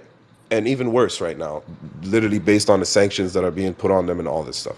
Now, a lot of people misunderstand why the Use war it, but in you gotta Gaza is land, happening. bro, so we can have a Most people conversation, bro. You gotta misunderstand why land. the war is happening in Gaza today in 2023. The war has been happening for a long time for other reasons. Today, the war is for very different reasons. Right now, there is an oil reserve worth $500 billion that was discovered on the borders of Cyprus in the ocean right in front of Gaza. Now, Israel is strategically trying to Gas get reserve, access not to oil. this land Gas. to be able to harvest the oil and nurture the economy. Now, the people of Gaza don't know this. People don't understand this, but we know it now because it's been discovered and revealed, right? I just read this article about it, and there was a lot of news coming out about this $500 billion oil reserve in the ocean right in front of Gaza. That is why Israel strategically let the infidels that have been planning, because Israel has a lot of intelligence on Hamas and like all these people. They got all their phones, you know, they listen to all their calls. So there's no way that Hamas could have actually infiltrated the border on October 7th in Israel. There's no way they could have done that without actually having Israel, like people in IDF, being like, let them try to get over the border. We'll contain them, but let them try. And guess what? Stop the cap. Letting them do that was for the invasion of Gaza, to get in and actually set up bases and to be able to harvest the oil. That was one of the main reasons right now that this war is happening. All this media and all this concentration about Muslims hating Jews, no, I love Jews. 90% of my friends are Jewish, okay? My mom's side of my family is all Christians who converted from Judaism. So my ancestors were Jewish, Yusuf, come on. You gotta okay? land, So bro. I Come want on, to man. tell you Other guys people want to something. talk, Right bro. now, Come you on. guys are focused on the wrong things. I've seen Maria spew so much hate, bro, in the last 4 or 5 hours that I was in and out of this. Misinformation, just facts about facts that don't make even sense. What I'm trying to say here is people that don't know anything about what I just said live in these areas, bro, and they're being affected and they're victims of a profiteer war. Right now, this war is for profit. There's a lot of people making money off of this war, and all of us are just Warning. sitting here. Bullshitter alert. All of us are sitting here. Bullshitter All of us are alert. sitting here talking about Come on, bro. You gotta land that nonsense, plane, bro. bro. Come on, man. Nonsense. That's my brother I Yusuf, by the just way. wanted to lay the facts down to everyone listening. Yusuf. I All, hope all y'all that, have all a that great right night. there. But Oh, don't Yusuf, run. real quick, right? You know what that was? You know, at the start of a movie when you have that, you know, like the Lion King or some shit, right? And you have the guy with a nice voice narrating Simba, Mufasa, you know, all the beautiful shit, That's exactly what you just did right now. And then the real movie is the link up top that I just put at the very top Hey of Nelson, the space, can I right? speak, Nelson? How is that? Bro, trying to Guys, summarize everything Yusuf, into one video is a propagandist tactic and strategy, bro. Yusuf, how does that look like a goddamn open air Bro, prison? Make it make it sense. doesn't matter how much private institutions came in and tried to Bro, come urbanize the on, man. area, That's bro. cap, This is bro. destroyed now, bro. This doesn't exist anymore, Come Nelson. on, Nelson, open it up. Open it up. This I'm doesn't exist saying anymore. What point are you trying to before prove right October now? 7th. This is going to be an Yusuf, oil come on, bro. reserve port, bro. Yusuf, What you posted whose is fault going is to be an that? oil reserve Whose fault is for that? Israel, bro. Whose fault is that, though? Whose fault is that? Hamas's fault. Whose That's fault? Who Hamas's fucked fault. this up on October 7th, Well, bro? who fucked it You up think for 'em? Israel, that's funded $300 billion, would let the border be unprotected for one night only and let Nelson, come Hamas on, get in man. through Let me 13 talk. fucking places? You still got to blame Bro, Hamas. It don't matter. Hamas acted like fucking animals, and they got the fucking problem for it, right? That's a They fact. came in and That's a they took the fact. trap. They fell for the trap, and now they have nowhere to go. That's why they're building tunnels. That's why they're getting all the funding that is for humanitarian aid is going into building tunnels and shit. I don't even know how the fuck they're building tunnels anymore, bro. Can I respond, Yusuf? You know what I mean? Can I Let's respond? Hey, me let's next, buddy. Me next. You see what's let, going let, on, let's get Nelson? let's get Brian. Nelson, you Let's got get to Brian. understand everything has a logical reason. It's not like, oh, Hamas was able to invade into Israel because they're strong and they're terrorists and they're Can enemies. someone else talk or no? Someone let them do that, bro. Yusuf, What's the bro, logical bro. reason of you Yusuf. loving the microphone? One second. Appreciate you. Thank you very much. Absolutely. Brian, jump in, and then I'll go to my guy Yehuda, man. Brian, let's go. Thank you. Look, Yusuf, I will Not you, goddammit. The other Brian with the Y. Nelson, thank you. Yehuda, My brother. my man, I'll get to you I'm not going to take long. I want to ask our friend Yusuf, are you seriously, there's so many things to say about this, but are you seriously telling us that simultaneously the Israelis are blockading the sea approaches to Gaza because they're so fucking strong, and yet the whole thing is fighting about the I didn't oil say reserves in blockading the the sea same... approaches to Gaza. I said blockading people leaving from Gaza through the ocean. Listen to what I'm saying. Don't say anything stupid. You're an ex-CIA agent. Yusuf, your argument is Smarten up, man. that You're the saying whole lies. Israeli... You're misquoting me. Yusuf, your argument is that the Israeli position is to let themselves have 1,400 people massacred so they can get the gas Israel and oil massacred reserves most of that these they people. already And have most of in these the people were Navy. soldiers who Israel enlisted in the army. So what are you saying? Israel killed its own civilians. What are you saying? Okay, so you're moving on to another conspiracy theory because I just Conspiracy blew the theory. shit out of your first one. Conspiracy theory. Israel bombed civilians on October 7th during the concert, and they didn't know that they were civilians.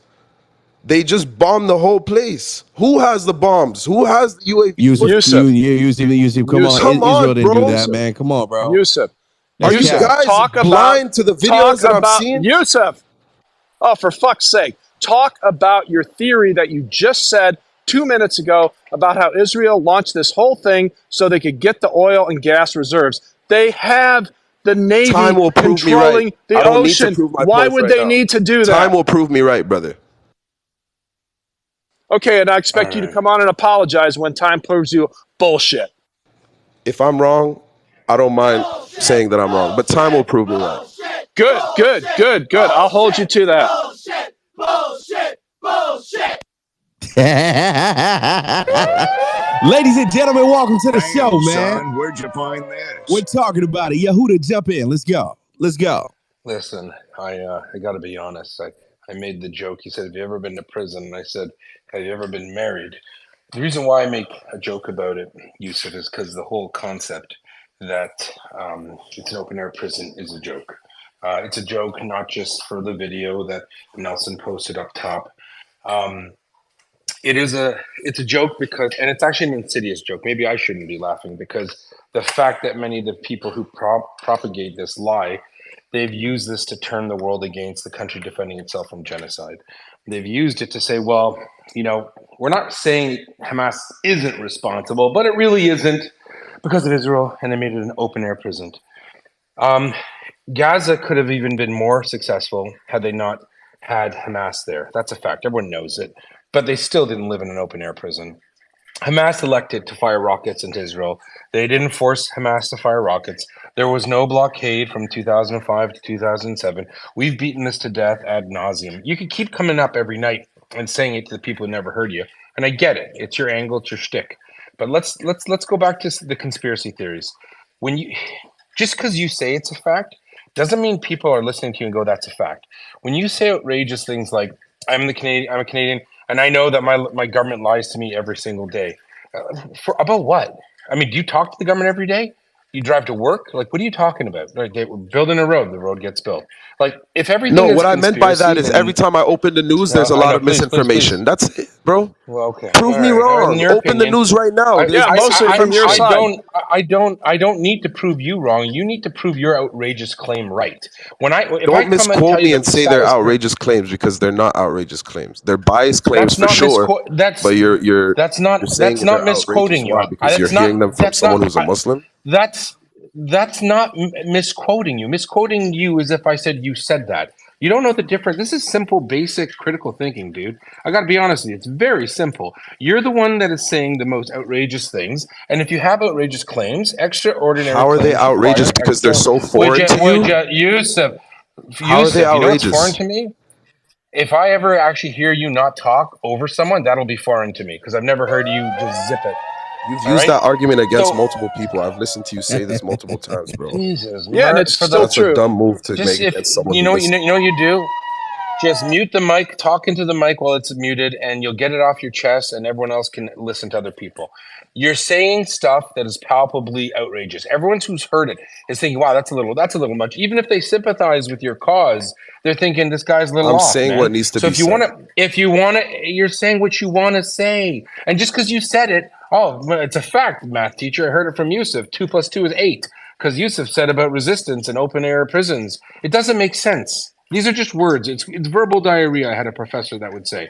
You want to say that the world, everyone is lying to everyone. Nothing is real. So then what makes what you say real? Nothing. What Absolutely makes what I nothing. say God Israel, real damn. is that no dude. Jews in the amount that Yeah. they were killed before October 7th since the Well, Holocaust. so Nothing can 100%. justify So Israel letting these people through the border with how much funding Israel's they're getting from the US. This should have never okay. happened. Listen. Let me say what you're saying in reverse, so you can hear just how crazy what you're saying is. The Palestinians, if only they hadn't made Israel occupy them, and if only they hadn't forced the Jews to oppress them, then they wouldn't be oppressed. I am It's talking crazy about talk. October 7th and why it should have never happened because of it, how much It, Israel is funded. Israel is yeah, funded yeah, hundreds of billions of dollars. They should have never let these 300 people million, get through the border. trillions, They should have never let these people gazillions get of through the border. dollars, How did these even people get through the monopoly border? money. Dude, All right, it's very real simple. quick. Go ahead. Answer my Yehuda, question. How let did me have these a people get? conversation. 1 second, brother. 1 second. 1 second. Yusuf, my brother. Listen. I need you to literally grab your phone with your right hand, take 2 steps back, but leave your hand in that same position, and then continue to speak. That'll be awesome, my brother. Because right now it sounds like you're pouring a whole lot of saliva on my face, bro. Spitting on me with the P's and the T's. I mean, God, I'm taking a bath in your goddamn saliva. That's crazy, bro. Virtual saliva. Shit. All right. I see my brother 650 walked in. You know what I'm saying? We got Uncle Z in the building. Let's talk about it. Don't forget M's here. Yes, sir. GC, what's the Man, the word? Israelis are starting to say now that the vaccine's killing more people than the COVID did. Man, great. You What? crazy, What man. the hell? What year is it, guys? What That came year out is it? today. That came out today. What year? 2023, bitch. Cut. Oh, it's not good. All right, let me rephrase. What reality are we in? My man, 650, man. That's 650 for you guys that don't know, man. That's my Uncle T. Now, Yusuf, back to your dumb ass. Okay. So, Yusuf, here's the deal, right? Here's the deal. Okay. It sounds like you're trying to say that Israel is to blame for what's going on in Gaza because Israel let Hamas into Bro, why are you its summarizing my country. point? I said what I said. That's not what I said, No, Nelson. no, I didn't say I'm that was the asking. word. I'm asking. Just a quick 10-second summary. Was Don't that what forget, you were so they trying to could get the say? oil, though. No, let's forget about the oil for a second. Let's forget about the oil, right? Yusuf, were you trying to say that this is Israel's fault because they let Let me Hamas summarize, Nelson. cross their You want me border? to summarize in 10-second elevator pitch of what I said? Let's do it, my Amazing. brother. Let's do it. Israel let Hamas terrorists invade through Israel, contained it, but didn't fail to contain it well. And as a result of that, they invaded Gaza. Why was this all coordinated and plotted? Because there's a $500 billion oil reserve next to Cyprus and on the borders of Gaza. Have a good night, everyone. That's my. Okay. All right. Hey, Yeah. Hold on. No. respectful question. Brian, we got to do some basic geography. Everyone, pull out a map of the Eastern Mediterranean. Show me how Gaza interferes with Israel getting gas from Cyprus. They're in the opposite friggin' direction, bro. I mean, is that a conspiracy too? It's Is an the map island wrong? Is in Australia? the water, Does And Australia he's exist? talking about and the reserve. he's Not to talking about the mention, Gaza discovery. doesn't.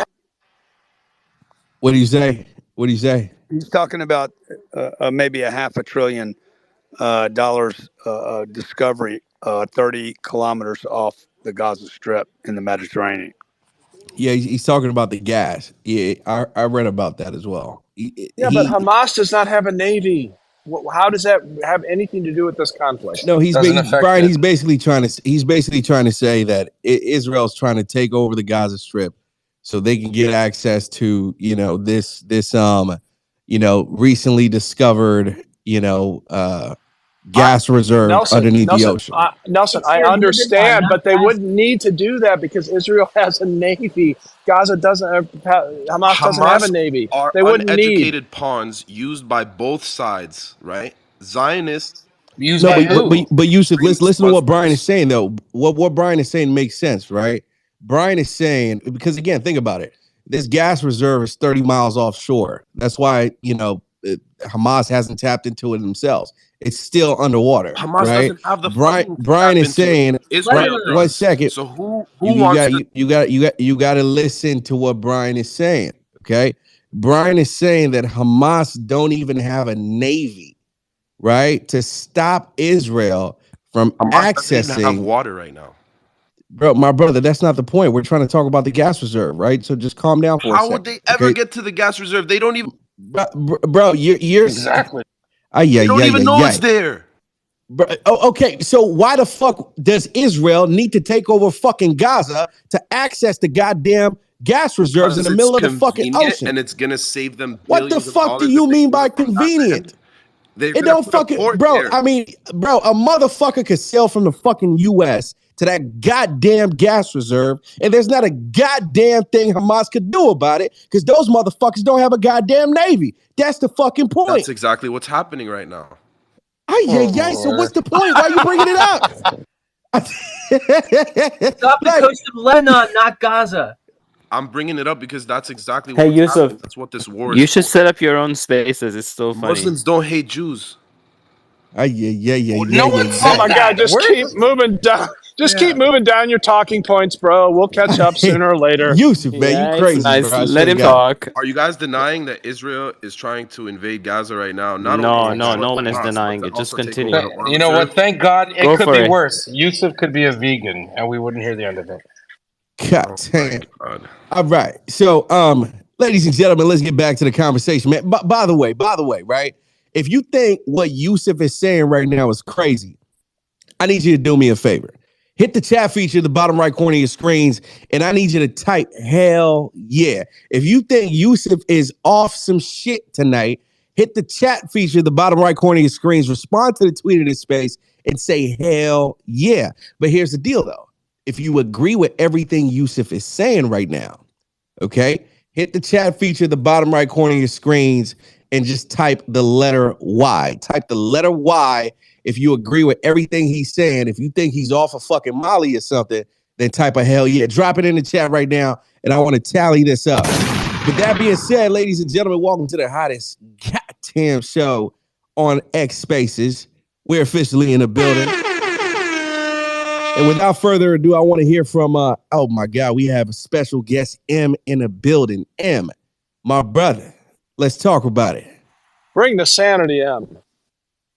Yeah, thank you, Nelson. So there's a bit of history here. This conspiracy theory has been floating around for a couple of days now, but the gas find was discovered back in the year 2000. Back then, the Palestinian Authority had given a concession to British Petroleum to prospect for gas or look for gas. When they discovered Gaza Marine 1 and Gaza Marine 2, the reserves were estimated at 35 billion cubic meters. It has been revised up to 1 trillion cubic meters, but there's a history there for why the gas hasn't fields haven't been developed. It's simply because the Palestinian Authority and the State of Israel differed on how the proceeds should be managed. The State of Israel was okay with developing the gas fields, provided that they control the revenues and the royalties to make sure that the money isn't being used to fund terrorism. They offered to give the Palestinians what they need in goods and services in return, basically applying controls on the revenues. It was in 2013 when the Palestinian Authority tried to negotiate the concession with Gazprom so that they can bring in the Russian Navy into this in order to protect the fields, right? So, and actually, in June, so 4 months before the attack, the Israeli government agreed to have those gas fields developed, provided that they get security assurances. So it's not about controlling the gas or controlling Gaza or invading Gaza or controlling Palestinian territorial water or their economic exclusive zone. It has always been about security assurances. And probably October 7th proves that they were right, that those gas funds and proceeds would have been used to supply Hamas with the financial resources they need to prosecute their terrorist activities. So They yes, already there knew is that some before element. October 7th, though. Yusuf, with all due respect, it's not about invading Gaza. It's not about taking control over the economic waters of the Gaza Strip or the Palestinian authorities. Because guess what? Just as this war is being prosecuted right now, both Eni and British Petroleum or British Gas discover reserves in Israeli waters. So they don't need your gas, and they're not fighting against you so that they can control your gas and your natural resources. If anything, right now, they are safely exporting gas. Wait, why And are you for saying it's instance, my gas? for the Palestinian gas, and for instance, right now, they before this war had started, they were already exporting 800 million cubic meters of gas daily to Egypt. So God damn. no one is invading Gaza. No one allowed this war to happen or allowed this attack to happen so that they can launch a war, so that they can invade Gaza, so that they can control Palestinian territorial waters. There is an element of truth here, but the whole thing is a conspiracy theory that came to exist two days ago, and it's being pushed by Russia today mainly. No, it's not a Damn, conspiracy son. theory. Woo! Let's talk about it. By the way, Yusuf, right? So I probably have 200-300 people that hit the chat for you, man. So let me just shout out some of these people that hit the chat when I told them to do so, right? So we got my man Brian Cunningham says, Yusuf, you are delusional. Slotkin says, hell yeah, he's delusional. Franco says, hell yeah. John, hell yeah. Arez says, hell yeah. Moonitor says, hell yeah. Brian says, mostly hell yeah. God damn, None what of the these fuck? people pay my bills. I don't care. What's that, bro? I'm trying to listen, man. We got to engage the audience, my brother. Come on, man. We got 700 people in the building, my brother. Shout out to the audience, okay? Aiden says, More hell like yeah. to the audience, man. God accept. JC says, hell yeah. A Cheek says, I want what Yusuf is smoking. I definitely want that shit too. I can tell you that right now. Peter says, hell yeah. Fucking Noor says, why? So Noor agrees with Yusuf. Diana Rosero says, why? Man, okay. All right. Stoic says, why? Dark Matter says, why? Holly says, why? Zev says, you seem a little crazy. And you got a whole lot more hell yeah. Shout out to everybody that hits the chat, by the way. I really appreciate that. That's come on, man. It makes you guys a part of the conversation. So please continue to do so as we move forward in these discussions, as we continue to do these shows. We really, really love the engagement, right? So welcome to the space. Let me go to Yehuda. Yehuda, please jump in, man. Let's talk about it. Yeah, no worries, man. I think the thing that we want a takeaway lesson, progress of a kind, is like I don't want to say delusional. It's not nice. Yusuf seems like a nice guy. I'll be honest. He chatted with me offline, and I feel for him because I feel for you. I'm not trying to mock you or sound condescending. It's that when people come at you with like every conspiracy theory in the world, as I said, if everything is a conspiracy, nothing is a conspiracy, and it must be really shitty to think that everyone is lying to you and everything sucks. I just kind of want to ask you like a couple of rapid fire questions, okay? Just simple yes or no's. Go ahead. Yes. Okay. And I'm trying to gauge where you're coming from because there is a psychology behind conspiracy theories and theorists. 9/11, was that Al Qaeda flying it into towers? Yes or no? Mohammed Atta, yes or no? No. Okay. JFK, do you think the Mossad killed JFK? No. Okay. Do you think that Americans landed on the moon? No. Okay. Do you think that the world, and I'm not trying to be funny, do you think the world is flat or do you think it's a globe or like It's spherical? definitely a globe. I've read that in the Okay. Quran. Okay, you read it in the Quran. So you're definitely sure America didn't land on the moon. They didn't land a man on the moon. No human Okay. has ever landed on the moon. Okay. So I mean that, I'm not trying to like look. I mean it's important because a lot of They filmed that conspiracy. shit in the swimming pool. You want me to take you to the swimming pool? Not really. But Shit, but we doing right now. Let's talk about it. Who's skinny dipping? Put your hands up. Hey, I might get killed after this space, bro. No. Yehuda, let's go. Yeah, I guess what I'm trying to say is that there's a link between people who believe in conspiracy. We all try to find patterns and stuff, right? I think there's a lot of mistrust and distrust. Like, for example, you said you're in Canada. I'm in Canada. Have you ever gotten your license renewed at the MTO there or Ministry of Transportation? Sorry, I wasn't hearing you. Can you repeat the question? You got your license renewed at the Ministry of Transportation or the MTO or DMV, whatever they call it? For what? Your license, driver's license. Absolutely, my driver's license is registered. No. That's not what I asked. I said, you've had to renew your license in the past, right? Yo, Yehuda, what the fuck are you asking this guy, bro? Watch what I'm saying. I'm so No, he's on to something else. He's on to something. IDF, Okay, IDF interrogation, IDF interrogation alert. You goddamn right. Next question. I'm on to you and next up, so don't worry. No, I'm joking. Okay, no. So you've gotten your license. So has it been a pleasant experience being at a counter? Do you not find it's a long lineup and it's no? There's never anybody at the Man, service land the Ontario I fucking go to. plane already. There's never anybody at the service Ontario I go to. There's never a lineup. So most people have bad experiences. What I'm trying to say is there's this big belief that the government is all-knowing, all-powerful, really like switched on. No, the police department only knows when you complain about someone. Okay, so me or you in general? No, like if someone goes and complains, like if I call the police station right now, I'm like, oh, there's these people that are threatening me. They're armed. They're gonna keep that on record, right? And the police just goes off of what's on record. They don't go out there discovering new things unless they're patrolling and doing their job. Fair enough. All right. So the generally, digital world isn't governed like the real world. People who generally believe in a lot of conspiracy theories have this prevailing wisdom that the government is all powerful and can do everything. Yet people who've ever worked in the government or people who interact with the government.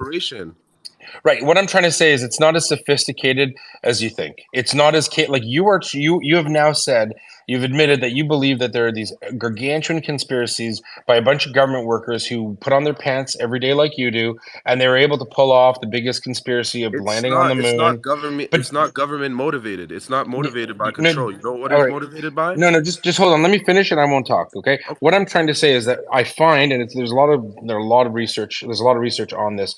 Conspiracy theorists tend to believe that there is this all-powerful group of people somewhere. Could be the government. Theorist, though. I would argue with you on that one, my friend. Okay. And okay, you're a conspiracy theorist too if you believe people landed on the moon. Okay, well, no, I would disagree. The science is there, the evidence is there, but what I'm trying to say to you is that sometimes will you stop just trying to tear people down?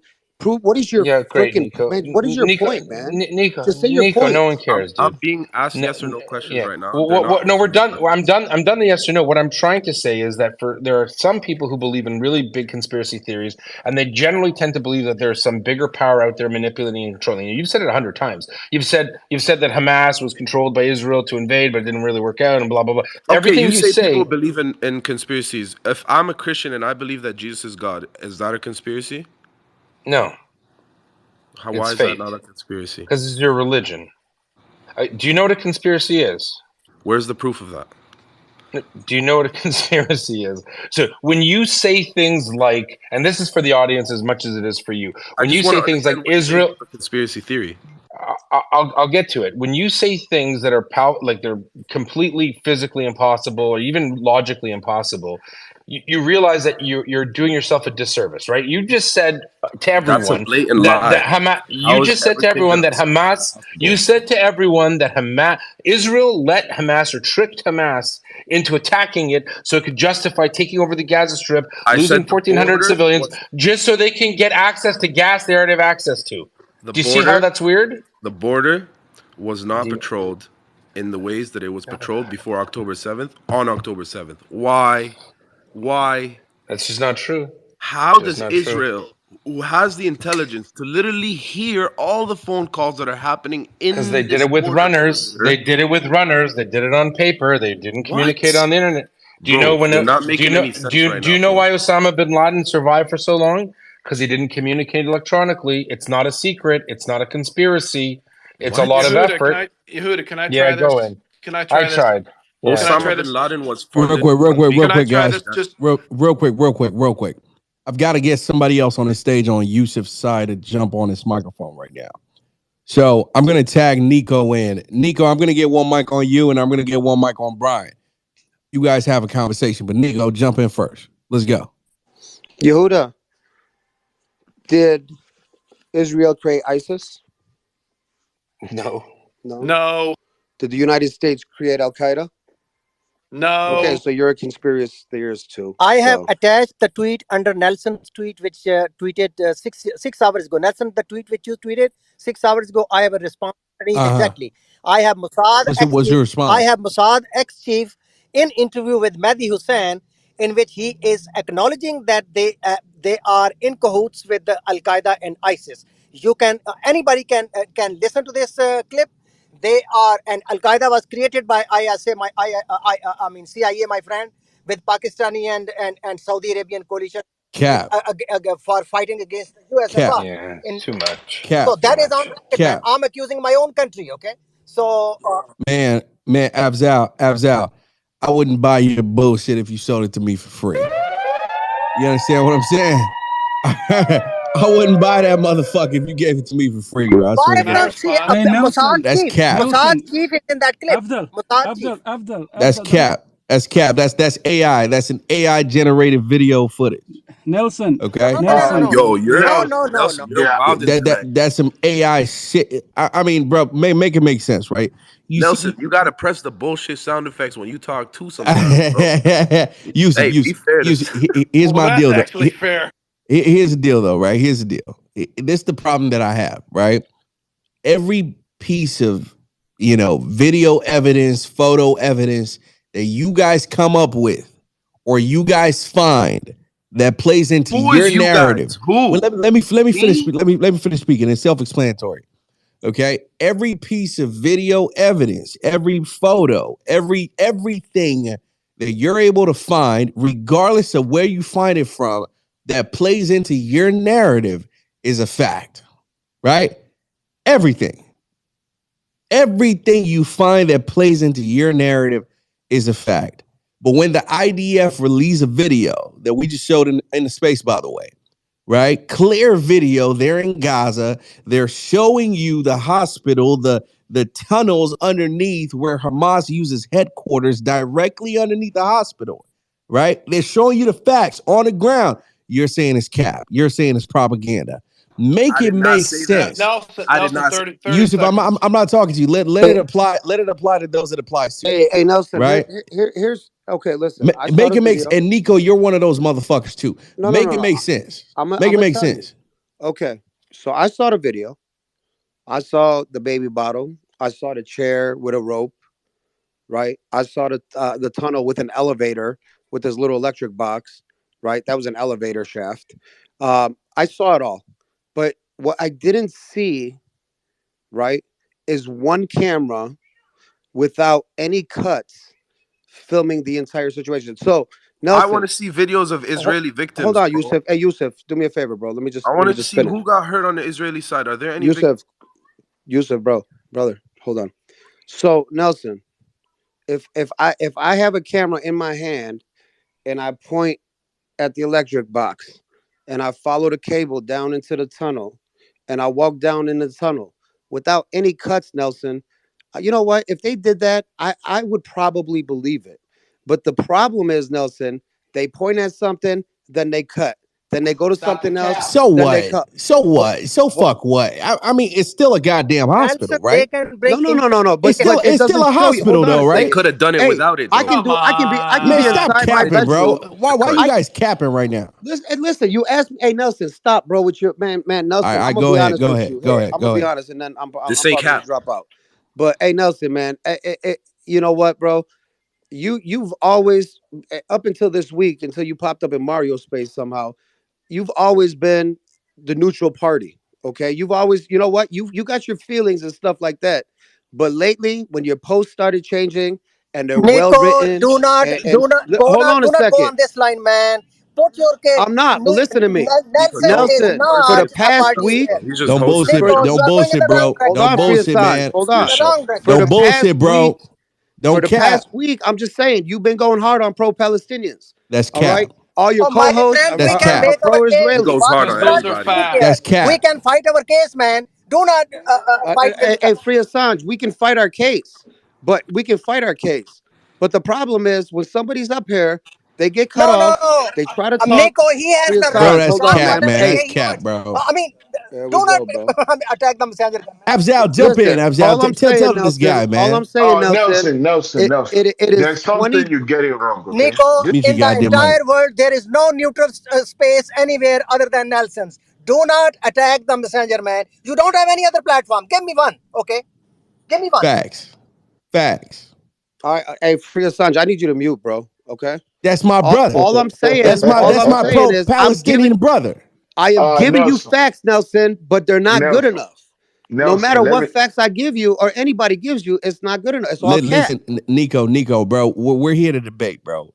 Absolutely. You're not here to convince me that your facts are the right facts. No, I'm not. And Yehuda isn't here to do the same either, bro. You know what I'm saying? Like, this is an agree to disagree space. If we were all agreeing, kumbaya, bullshit, whatever, dude, it wouldn't be this entertaining. I'll probably go to bed at this time, right? No, you're right, You Nelson. know what I'm saying? Yehuda, Like, you're in here right now. You've been in here since I opened up the goddamn space. You know no, why? I just got in, bro. You I'm know gonna be why? honest. You know why you come here every day, bro? Because this shit is fucking lit, my brother. It's to see Okay. what kind of, it's to see what bullshit you guys are talking about, bro. Exactly the same way we call It's to see bullshit on the you too. bullshit, but you You know never what I'm call it. saying? But That's what makes it hot. but Nelson, So keep if it's going, proven and debunked on the Israeli side, you never call that shit out. bro. Call What it have out. I? Yeah, You got yeah, Yehuda yeah. up Nico, here. Yehuda ain't Nico, up here. Nico, do not make it about Nelson, please. Man, No, come on. listen. Hey, Free Assange, man. Mute your mic, bro. Thank you. Nico, Nelson co-signing what we say isn't gonna make It's anybody not more about him famous co-signing. or It's solve not. the war, bro. I don't want him to co-sign. All I want him to be is be the neutral party. That's all I'm saying. Listen, they recorded a video, Nelson, that's got 20 different takes. That's got 20 different cuts in that video. It's not one steady video showing you. It's not a walkthrough video, Nelson. I can go in my bedroom right now, put some baby bottles in my bedroom, and tell you this is underneath Gaza. Okay, so it's not. Listen, listen. Yeah, there's a difference between a liar and a thief, right? A thief, a thief steals from you one time. That's it. You know they steal from you. Don't trust them. They're never gonna steal from you again. But a liar keeps lying, Nelson. That's all I gotta say. And Israel keeps lying, bro. What So about Israel. Hamas? Wait. I want to have a conversation with Nico. Nico, what about Hamas? If you want to call Israel out for lying, what about Hamas? In regards to what? In regards to lying Everything, in everything. general. Okay, give me something that they lied about. Hi, yeah. Go ahead, Nelson. I told you. God Go damn. ahead. What have they lied? No, Damn, They lie son, that where'd they're you good find Muslims, this? bro. They what lie. happened? They say that they're good God Muslims. damn. Some of the soldiers that have sinned, bro. You think Hamas would be losing if they didn't sin? They're sinning, bro. Their people are not perfect. Can Facts. we talk about They're two not perfect specific? Muslims.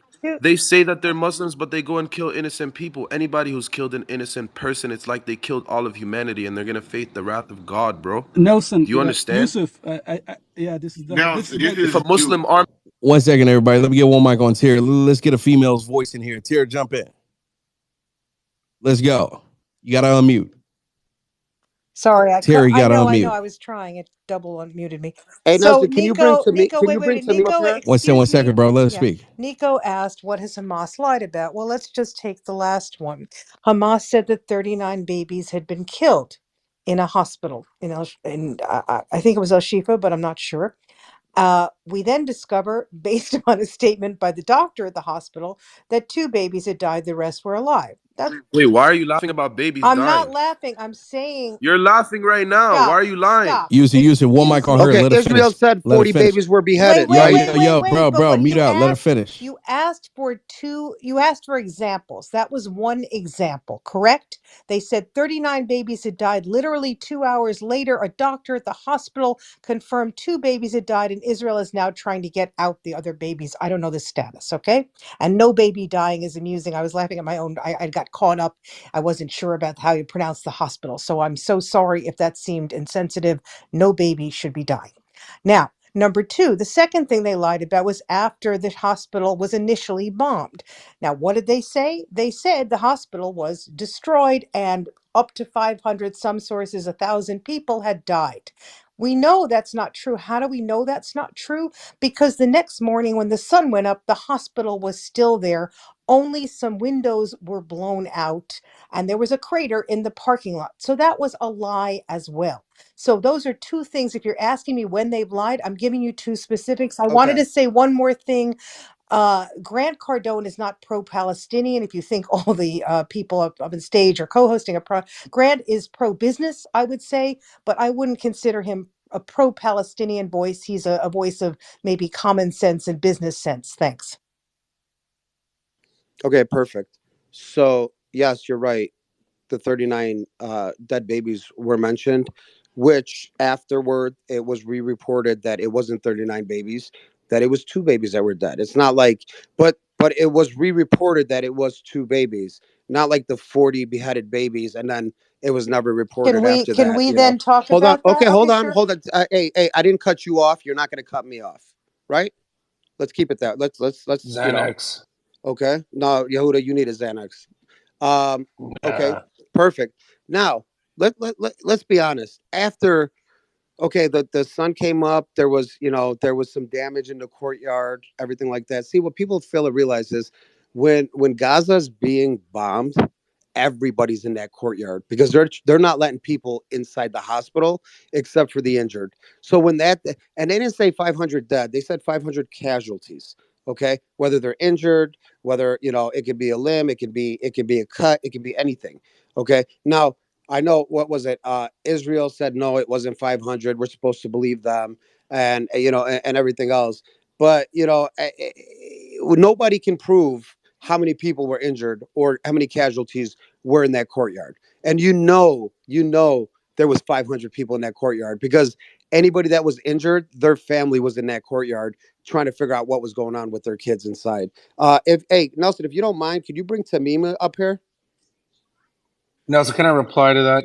I shot Here's him an invitation. Yehuda, go ahead. Wait, can I here just here here's respond? Tira. Okay. Let's 1 hear second. let's hear her talk. Well, Let's let hear her me talk. I just want to hear from respond Tira. because so you basically admitted that Hamas lied about the 39 babies, even though you didn't want to use the word. Got it.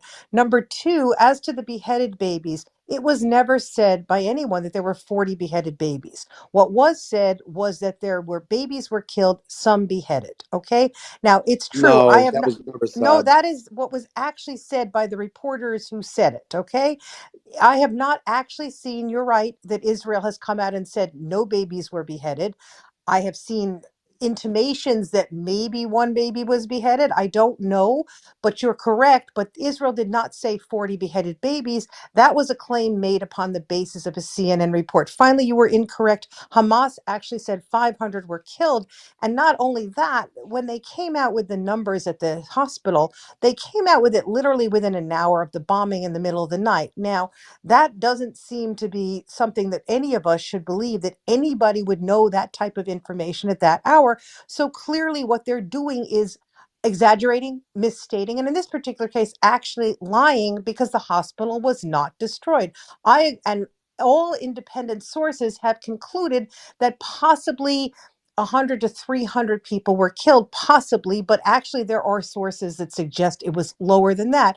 I have not seen Hamas come back and say, I think they came out and said Oh, I'm sorry. You're 471. right. You're right. You're I right. It am wasn't right. 500. It was They 300. I'm sorry. no Never no no mind. no no. No, I'm okay. wrong. I'm wrong. You All know It right, was what? let me go. 300. But I I'm the was sorry. final nice. now the final point about that is I think it wasn't Hamas claimed it was Israel.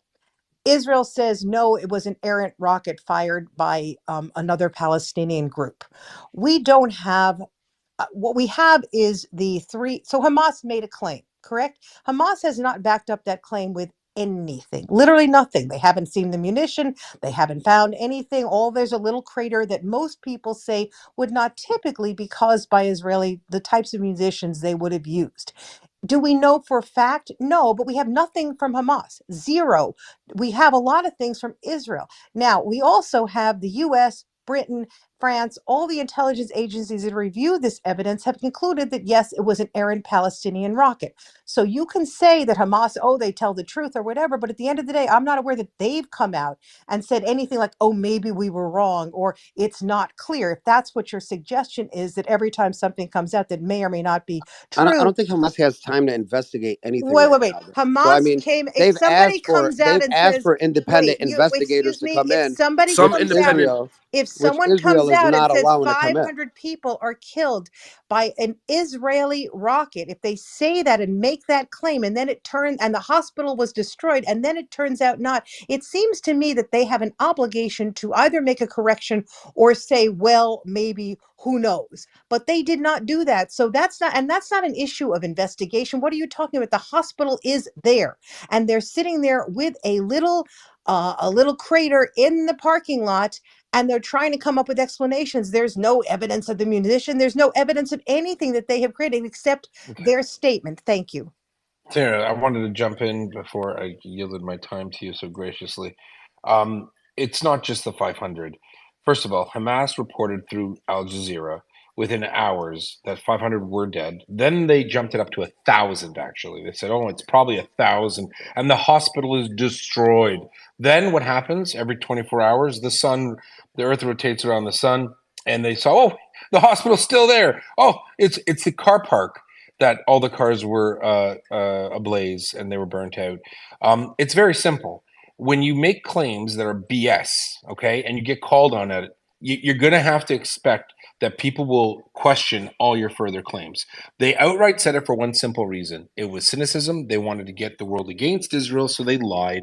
They didn't even think of it. There was a big fireball where the Hamas or the PIJ, Palestinian Islamic Jihad rocket, the booster or the propellant landed on that car park, ignited all the vehicles. And another thing, and you'll find out eventually, and you'll see the pictures because the pictures were there. They've been quickly scrubbed from what I can tell from the internet. The hospital staff were ordered to deplete and empty the morgue and bring previous dead people in lily white shrouds and parade them for the cameras. So how on earth did a bomb from Israel, according to them, a JDAM, kill 500 people, and magically they have, they don't have electricity, they don't have nothing, but all of these lily white shrouds all wrapped up and lined up. It's a scam. It's a scam for one reason. The Hamas leadership realizes there is asymmetry. They're not going to beat Israel in a war, but they want to beat it in a different war. That's the information space. And there are gullible people, and then there are people who just want to believe everything Hamas says because they hate Israel. Some people might say they just hate Jews, and they'll want to believe it because they're biased. This has happened time and time again. It happened in the Al-Ahli Baptist Hospital. It's happened hundreds of times since the Jenin incursion that the Israelis did, where they actually said there were mass graves. Palestinians swore up and down, Saeb Erekat, there are mass graves in Jenin. This is in the West Bank 20 years ago. And they destroyed the whole town. Meanwhile, actual photographs when it came out is the whole town is standing, and there is literally 100-meter square neighborhood where the terrorists were holed up that was destroyed by the Israeli army. It is a tactic done and used by Hamas. They always exaggerate death, they exaggerate destruction because they know that people have a very short memory, very short thing. They get these sound bites on the radio, on the internet, on the TV, and people go, "Oh my God, this is." Now, this doesn't absolve the fact that Israel has done bad things in the world. Like, no one's saying that. But the difference is one side is normal. They recognize that there's a back and forth sometimes. They recognize that there are problems and there's a peace issue. And then you have another side who believe absolutely everything that happens on the Hamas side is legit. And everything on the other side is a complete lie. You talked about a video. Here, why did they edit the video? Maybe because they didn't want to upload an hour-and-a-half video. Did you ever think of that one? They edited the video so that people could see it properly. But the funny thing is, You bitch about that. However, every single piece of quote unquote video document from the Hamas side, oh, that's all true, but everything on the Israeli side is wrong.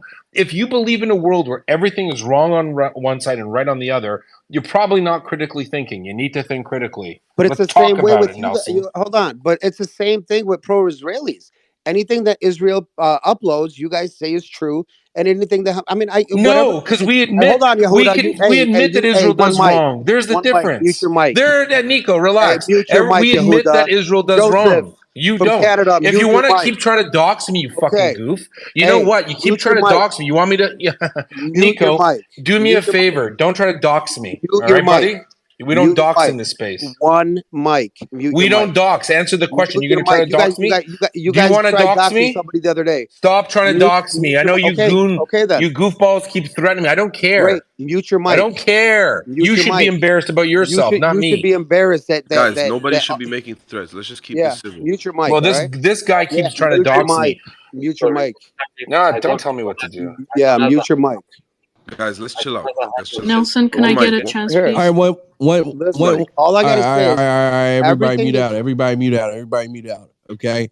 Yeah, we respectfully no doxing. Don't do it. Never have.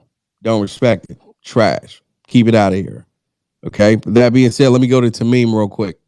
Tamim, what's going on, man? Nico said I should pull you up, man. He said you are one crazy motherfucker, man. What's going on? I really appreciate it, Nelson. I've been on a few of your spaces for the last week or two, to be fair, but this is the first time I've got a chance to come up and speak. Let's talk about it. Well, thank you so much.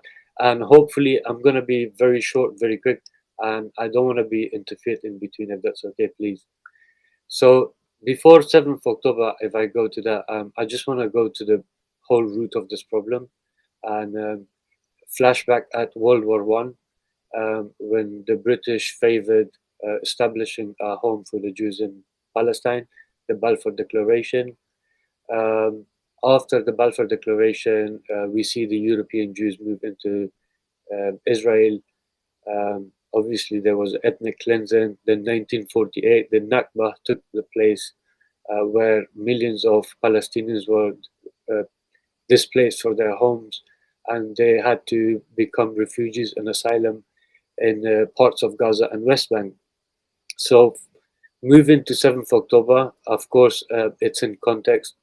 Before the 7th October, I have an Amnesty International report from the United Nations where it's a full report of showing that how Israeli authority place additional restriction on freedom of movement in the occupied West Bank, repeatedly in response to Palestinian attack on Israeli soldiers. There's a whole report of what is going on before the 7th October, which led to what happened on the 7th October. So it's really sad to hear some people here denying the genocide that is happening right now. Whether what Hamas did was right or wrong, that's a completely different debate. But regarding what is happening right now in Palestine, and the whole world is watching it, we cannot deny that this is in fact a genocide. And what is the definition of genocide? We can go into those details as well. So I'm really sad to see that a lot of people who are pro-Israeli, and I appreciate their background and their beliefs, but you cannot deny the genocide that is taking place at this moment in Palestine, and that thousands of children have been killed, thousands of women, pregnant women, hospitals being bombed, United Nations offices being bombed, schools have been bombed. I'm not sure how one can sit down and deny this. So I just want to make one quick short statement. I'm a Muslim, right? I'm not against a Jew. As a Muslim, I'm educated in my Islamic studies. I've studied Islam very well. So first of all, as a Muslim, we are not encouraged to hate Jews or Christians at all. The only problem that we have at this moment is the state of Israel, which is a Zionist Masonic movement, which was declared in the early 19th century and the 20th century. So as a Muslim, do we hate Jews? Do we have a problem with the Jews? No, we don't. I don't think any Muslim that I know does. Do we have a problem with the state of Israel? Yes, we do. Why? It's a Zionist state. It does not represent Jews. It does not represent what the Torah teaches. It's more of Talmudic Judaic Babylon teachings, and I'm more than happy to sit down and debate with proof and evidence and references if anyone is really willing to sit down and actually talk about this. So I just wanted to make those points quickly, and hopefully if someone wants to question of what I've said. And by the way, I want to give a little background about myself. I come from Afghanistan. I am a Taliban supporter. I also support Hamas. I stand for them. So therefore, when I talk, I will talk with reason and logic and reference. Why do I support any group, or why do I have this ideology? Nelson, thank you for giving me time. I'm hoping that maybe someone can question my belief and ideology. No, Wait, you support absolutely. Hamas? One second, everybody. One second. No, I mean, no, absolutely, bro. We definitely appreciate your perspective.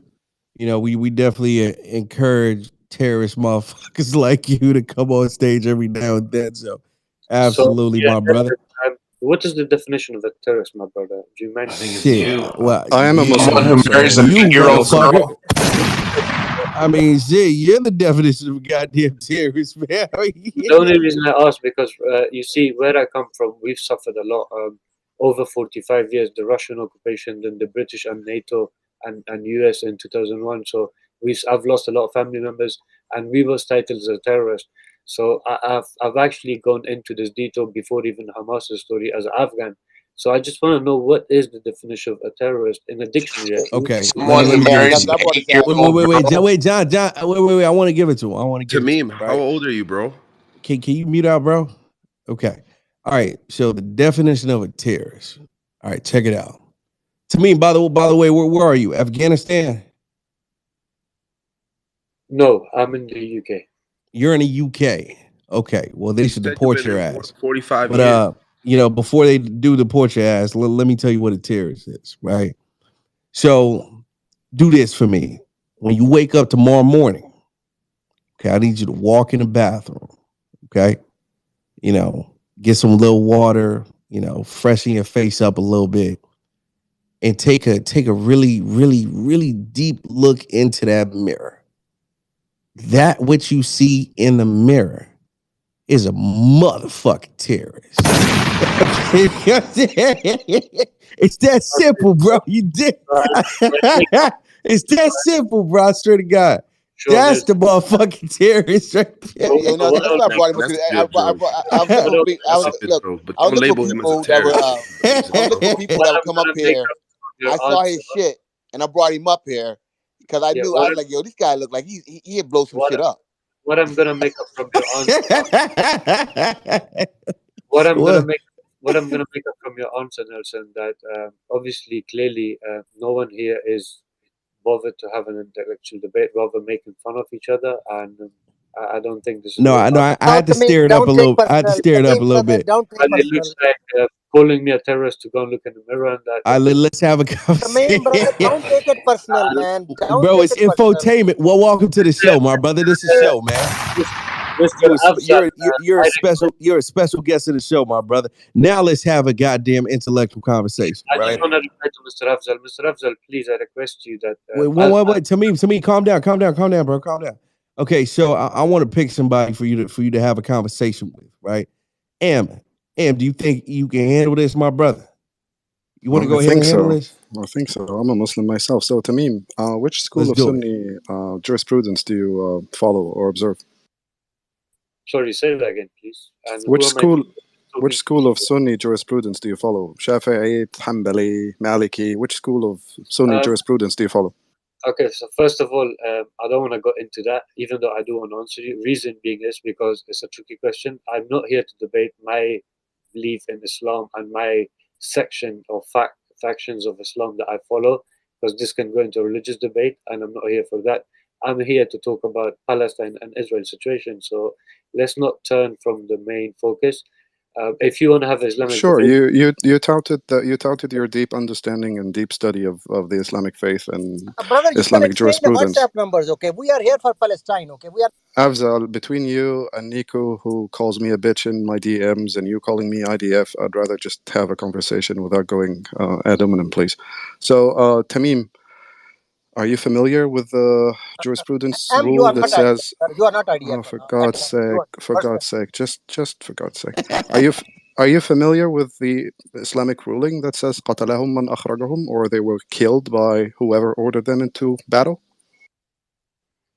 Okay, so your point being, I don't understand. Sorry. My point being that Hamas is the de facto sovereign in the Gaza Strip.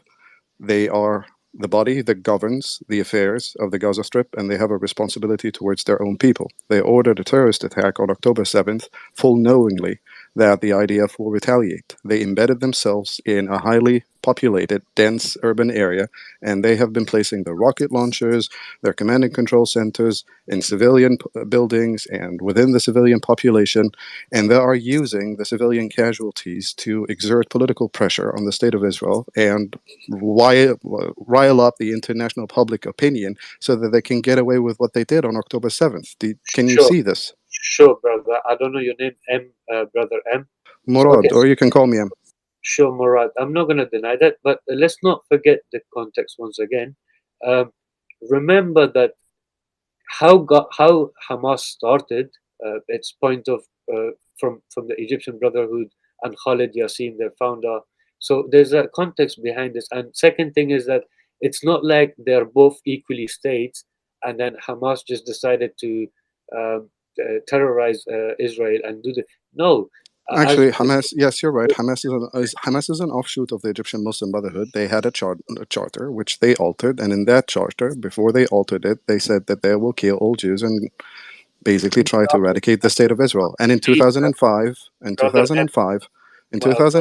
the agreement on movement and access was signed, and then they won the elections in 2007, in 2006, they were given a chance, and they refused to recognize the state of Israel, and they refused to recognize all the political and diplomatic agreements signed between the Palestinian Authority and the State of Israel, and therefore they put donor countries in a hard position because they cannot be seen as funding a terrorist organization since they have been conducting terrorism against the State of Israel and Israeli civilians since 1987, since their inception. Do you realize the pickle we're in? Please, I heard you. Allow me. I understand you have a lot to say. I have as well, but I'm trying to be very calm because there's so much to say. I don't want to confuse the audience. You see, once again, I'm not disagreeing with anything. I'm not going to disagree with what Hamas is doing, and I'm not going to justify. I'm not unapologetic. The point I'm trying to make, there is a cause for every. There's a reason for every cause, right? So the reason behind this cause is because of the occupation and the fact that Israel, Palestinians have lost 90% of their land. They've been ethnically cleaned, and there is Jewish settlers that come from Europe and America taking their land by force, which evidence of it is more than enough available on different internet websites. So the point I'm trying to make is that, remember, it's not like you have two countries like Iran and Britain and all these well-established countries, and then Hamas just decided to come out. Hamas is living in a city which is fully blockaded by all surroundings. Nothing can go in and out without Israel's permission. There is different type of security, most advanced security and technology used on them. And also West Bank, there are more than 175 checkpoints and borders to go from one city to another. So the condition of the people living in such state. And another thing I want to make a point is, I will respond to your points too quickly before we lose track of time. So first of all, you're saying that they're being blockaded. I've just explained. No. I will respond quickly to your 2 points, please. So you're saying they're being blockaded. I've just explained to you that there was an agreement signed in 2005 between the Palestinian Authority and the State of Israel and the government of Egypt that European Union monitors will be present at 3 border crossings, Rafah, Erez, and Kerem Shalom, and that members of the Palestinian Authority would receive training at the Erez border crossing so that they can operate the Rafah border crossing. And the whole agreement was designed to allow Palestinians freedom of movement and access to goods and services imported into the Gaza Strip through the 3 different border crossings. And then when Hamas won the election, they refused to recognize the state of Israel, and they refused to recognize They Brother refuse to Murat, recognize, hang on, they refuse to can you recognize all recognize? agreements.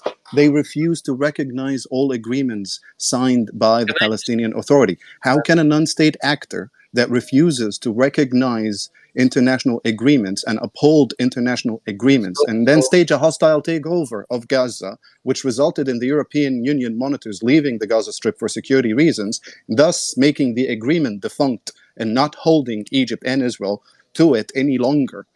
okay, And that's the reason brother, for the blockade. That's the first point. And the what's second the point, you're reference talking that about a you? genocide. Can You're you speak talking slow about a down? genocide. The Can you population slow of down, Gaza please? in 1998 was Brother, 300,000 let me people. take that discussion right away. Today is 2.3 million. That is not genocide. Brother Murat, I'm asking a question, please. What was your reference that you regarding the international agreement that you mentioned? Because what I want The to do, agreement on movement and 2021, access of 2021.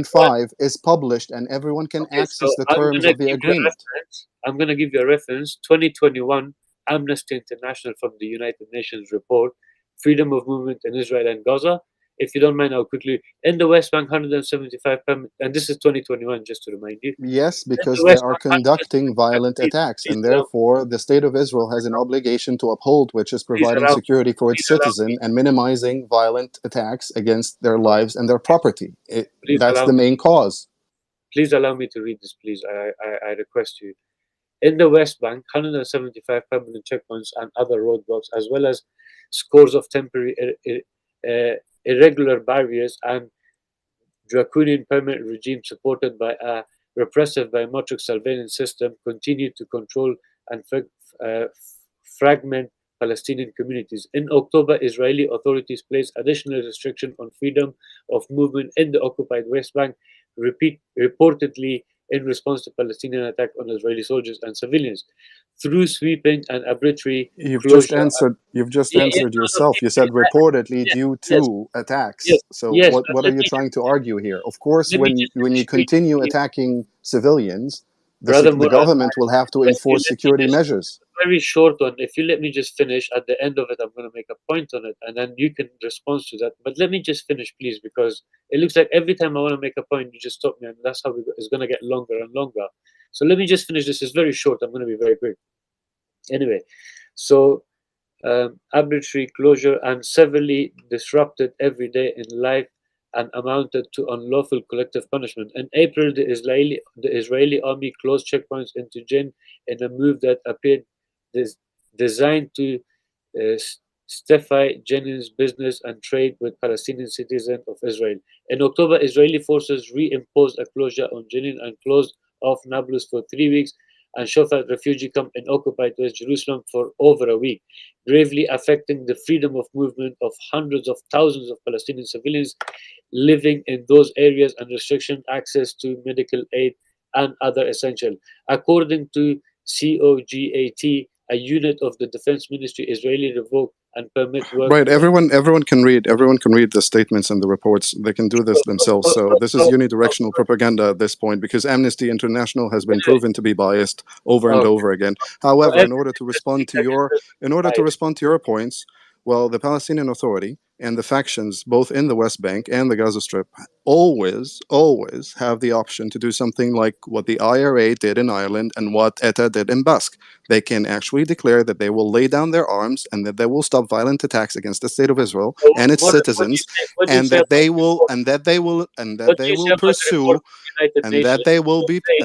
will pursue a serious approach towards diplomatic and peaceful negotiations in order to reach a final resolution for the conflict peacefully. They have that option. Instead, they continue to pursue and prosecute the option of launching militant attacks against the state of Israel and against other states as well, without getting into details. What do you say about the report from United Nations, which says that Hamas was willing to negotiate with the United Nations and Amnesty International and International Court to put their weapons down and arms down in return that should Israeli defenses do the same? United Nations report says that the IDF represents the regimental force of a sovereign nation with internationally recognized borders. There is no such thing because oh my God, because it's an absolute stupid claim to ask a sovereign nation to disarm its regimental forces.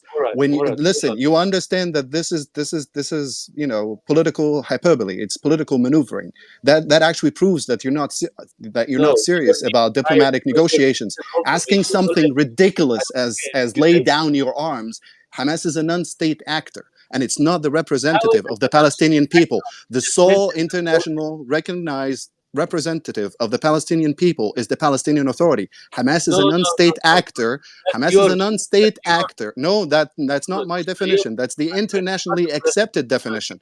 Hamas is a non-state actor that staged a hostile takeover of a section of Palestinian territories and expelled Palestinian Authority officials, then took control of a region of Palestinian territories, co-opted organizations operating there, controlled resources and finances, and also co-opted those organizations by staffing. They staffed their own people so that they can control the actual administrative government in the Gaza Strip. Nothing happens in the Gaza Strip without the approval of Hamas officials, whether it's the militant faction or the militant arm or the political bureau. If you're arguing even that the cause of the attack on October 7th is the grievances about situations, whether in Gaza or the West Bank, that's also disingenuous, because this attack was ordered by Iran. There is actual intelligence that proves that the IRGC and the Islamic Republic of Iran are the parties that ordered Hamas to carry out this attack. If you're arguing from a point that grievances are the cause of this attack,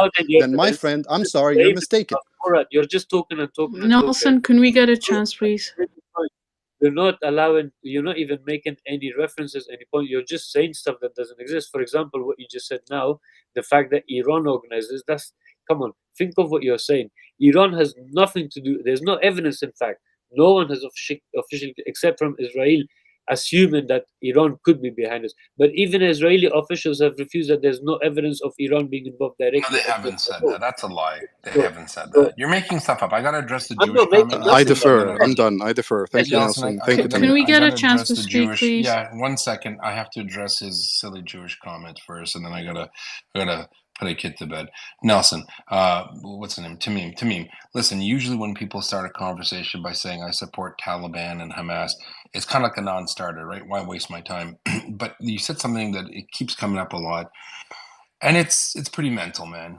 Here you are. You wouldn't answer. It's a very simple question. What school of jurisprudence do you follow? You didn't want to answer the question. No one cares what it is anyway. But M is actually a scholar. You're not. And what people like M are pretty sick and tired of, people coming in and waving the banner of Islam around and saying, I'm a Muslim, I'm really learned, and then says stupid stuff like I support the Taliban. You make Muslims look bad. And that's why M is so concerned, because it's disrespectful to your great religion, of one I don't think you paid much attention to. But you spoke about mine. Now, here's the funny thing. We hear this a lot. True Jews don't believe in Israel, blah, blah, blah, blah, blah. Talmudic Babylonian rituals. You sound like a white supremacist bigot idiot. There's a common belief amongst your type that believe that Jews, the real Jews, don't support Israel. 95% of Jews worldwide are Zionists. They support Israel's right to exist. We pray to Zion 30, 40 times a day. We are imbued with the thought of returning to Zion. It's a modern political movement, the one you're referring to, but it comes from an ancient religious one. So when you want to, you could say, hey, you want to talk about Islam? Dude, fill your boots. But stop talking about Judaism. You don't know what you're talking about. And you certainly, sir, will not lecture me. And I'm not going to get into a debate with, frankly, an idiot and a racist and explain to me about my religion. Stick to the religion that you don't know and leave Judaism out of your words, because it's just ridiculous. You're just embarrassing yourself. And that's coming from someone. I just said my final words, I'm going down.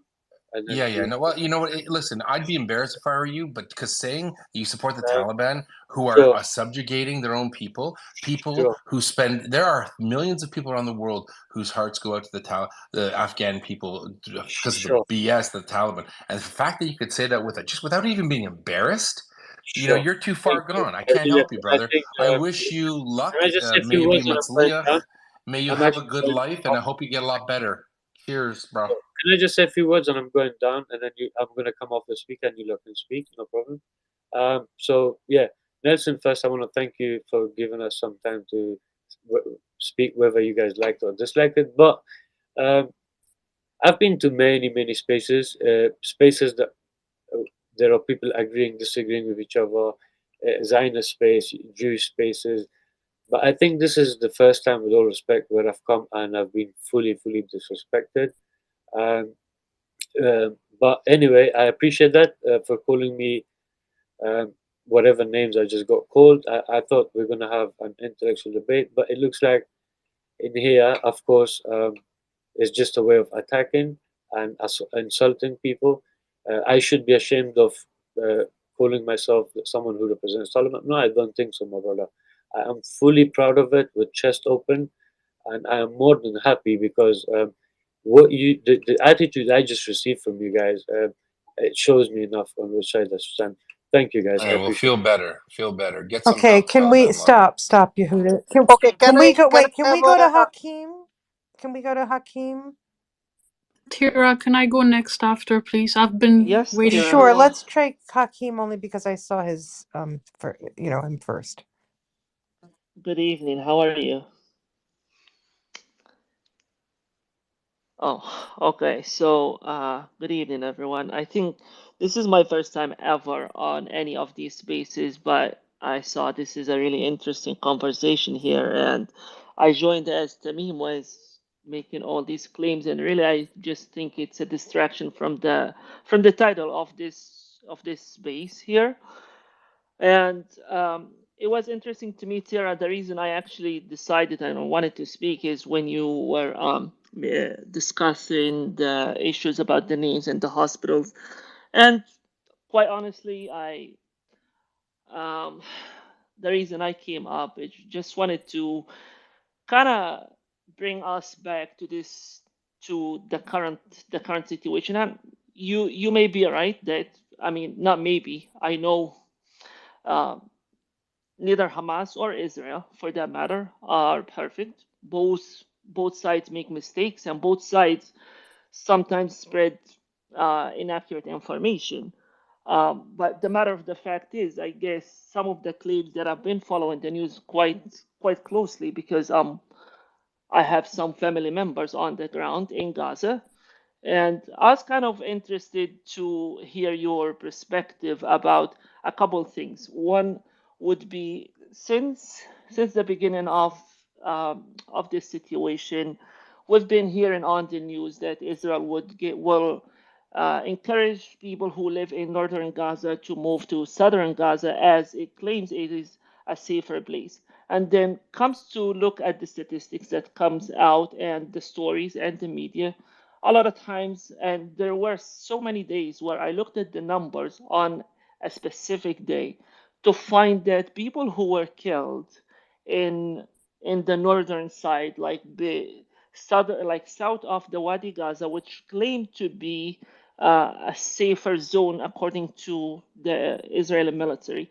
you find the numbers higher than the people who are killed in northern Gaza. That's one. So curious to see what is that about. And second, as it relates to the hospitals and the attacking of hospitals, and you were talking about El Mamadani Hospital that you mentioned that the numbers were fabricated, and I'm not even gonna go in there because I'm not on the ground. I don't have the full picture of it, but currently, when we look at Shifa Hospital, which Israel claims that they have information that there might be tunnels there. Okay, so fine by me. But I really am trying to understand it from a personal perspective. How do we, or how does Israel think that shooting at hospitals would be a solution, or trying, or like right now we have like that is something I know for a fact that there are premature babies in El Shifa hospitals. That how is like and okay, let's just take the babies out of it and take all the civilians out of it, but how is it shooting at hospitals?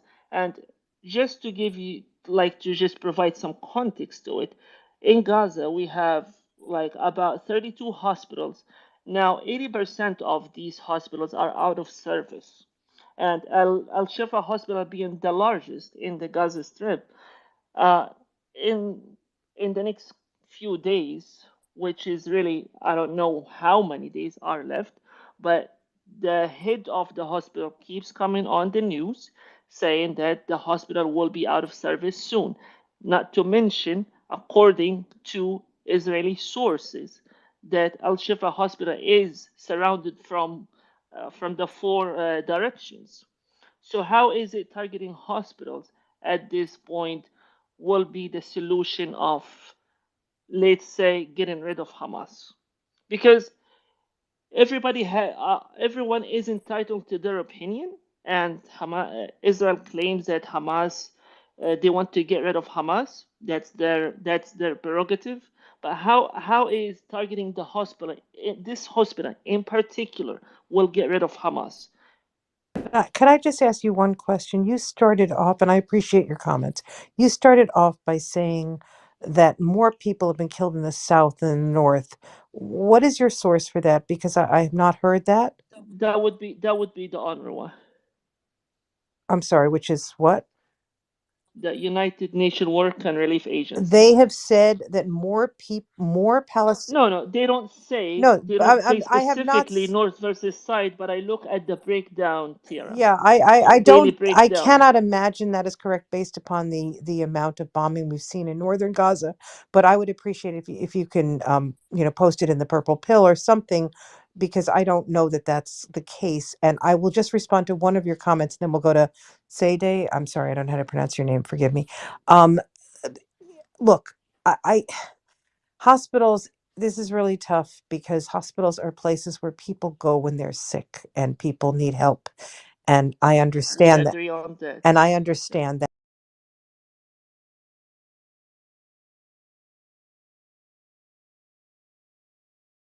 that. And what hospital or a place where people go, if it is being used as a headquarters or a staging area, etc.,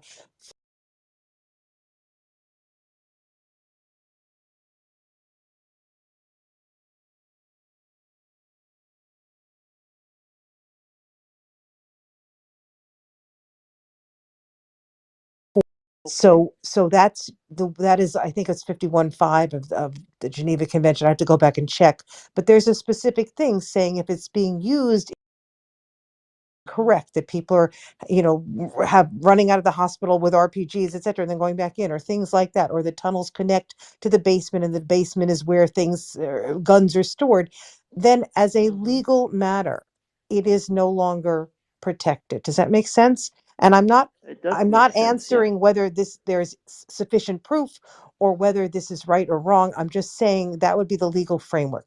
But okay, so you asked a question about that, so I think I don't. Okay. So let me maybe one more point. I just I'll respond to this quite frankly. I'm not a lawyer, right? So let me believe the legal framework you said, because I see that you're an attorney, okay? But so do you know that, I mean, everyone here seems to have done the research about Hamas and Israel and all of that. Okay, so right now we know that in Gaza we have an entire generation that was born basically after 2006. This entire generation does not even know the definition of election. So you have at least half of the current population in Gaza who did not elect Hamas. And again, like you mentioned, a legal definition. I know from a Palestinian legal definition that a government after 4 years without election does not become a government. So when somebody tries to say a Hamas-run hospital or Hamas-run Ministry of Education or Hamas-run this, that actually is not true, because that legal entity or that legal name that Hamas carries is no longer an entity, because they lost that privilege in 2010 after 4 years of being elected. So any time for 2010 there is not that shouldn't even be called a Hamas run anything for that matter. So from 2010 to 2013, you have an entire generation that doesn't even understand or know what an election is, but they were born in these situations. And when we look at these people, and imagine just being born in a place where it's 364 kilometer, which is less than 180 miles. It's a small city anywhere here in the United States, and you have an entire generation who all the reference is that 360 kilometer. All the resources or all their access to internet, to communication, to food, to everything is controlled. The conditions were created to be that. And I know for a fact that from research that, again, going back to a point that was made earlier, um, every month, Hamas receives their funding from Qatar that goes through the Israeli system, and that was admitted by the Israeli Prime Minister, that they actually play a part in not in funding but in facilitating the arrival of these funds. So Israel, to some extent, they actually benefited from Hamas being in charge of Gaza, and now when it backlashed, the civilians became the collateral damage to this whole thing. So my whole thing around this is that 2 points. One, I don't see a lot of the promises that Israel is making that the South is safe being accurate, because the entire population in Gaza is basically a fair game. Everybody, whether you're in the south, west, north, anywhere, you are being bombed. And the second one, I don't see what is happening on the ground. Like, okay, here's a challenge. I'm making a challenge. Okay, I want one from the Israeli government to come on the media and say, we killed how many Hamas people? Let's say all the numbers that the Palestinians and the governments and the media is throwing around is a lie. Okay, let's put it as a lie. I want Israel to tell me the truth and tell me how many Hamas leaders have they killed so far. Okay, so let me just make one point. I'm not aware under international law that if a government is elected and then stays in power longer than 4 years, that might be a Palestinian law. I don't know, but there's nothing. No, yeah, it is a Palestinian law. But there is Yes, nothing that it's the French requires. law of 1936. But there's okay, great. There's nothing that requires any other country to sort of say, oh, that's no longer the government, okay? Because there is no other government then, right? So what you're saying is essentially this is an anarchistic state with no government, and most people would not necessarily agree with that. But I'd like to go to Seyde. Is that how you pronounce your name? I'm so sorry. Yeah, to be honest, Tira, if Nelson is not available, I wanted to address his pinned post. Is Gaza an open air prison? And I wanted to just give him a few points. So if you want to continue with Okay, what I have not spoken in a long time, Tira, and Haki, one moment. Okay, I'll just make my point. I've waited for such a long time. For the people in the audience, in case they're wondering and they're looking at the video and believing that, the Gaza is not an open air prison. That's not, it is an open air prison, and this is why. I'll just list out a few points and then I'll end the conversation. So, first of all, I'm sure everyone knows Gaza is a coastal strip. So, Israel controls Gaza's airspace and surrounding waters, and also 2 out of the 3 border entries into Gaza. As of June 2022, fishermen were prevented from accessing 50% of the fishing waters allocated to them under the Oslo Accords. You can find on YouTube interviews of Gaza fishermen who are suffering because of the loss of income. I also wanted to point out to Nelson, I see he's a real estate developer. What would he become a billionaire if he had no access to cement, steel, and wood, which are necessary to the construction sector? These materials are restricted. Israel restricts the importation of such goods. Israel also restricts the importation of water pipelines, for example. You hear them say many times, oh, these pipelines are being used by Hamas for something else. Yes, but I cannot comment on that. But you're also punishing over 2 million people who need these pipelines to get adequate water supply. Right now, most of the water access the population in Gaza have access to is contaminated water, salinated, seawater, and in order to distribute it throughout Gaza, they need to build water infrastructure, and they can't do that because they're restricted in importing the items they need. The other point I wanted to make is Palestinians are also banned from leaving Gaza through Israel's borders. Why Israel's borders? Because as you can imagine, I also wanted to point to Nelson. When was the last time he traveled to another state in the U.S.? The people in Gaza, if their cousins in the West Bank are getting married, they are unable to go and attend a wedding ceremony. If they wanted to go and pray at Al-Aqsa Mosque for a holiday, for example, they are unable to go for that purpose. If they found a job, they applied for a job in the West Bank and wanted to work to the West Bank, they will be restricted from going to the West Bank.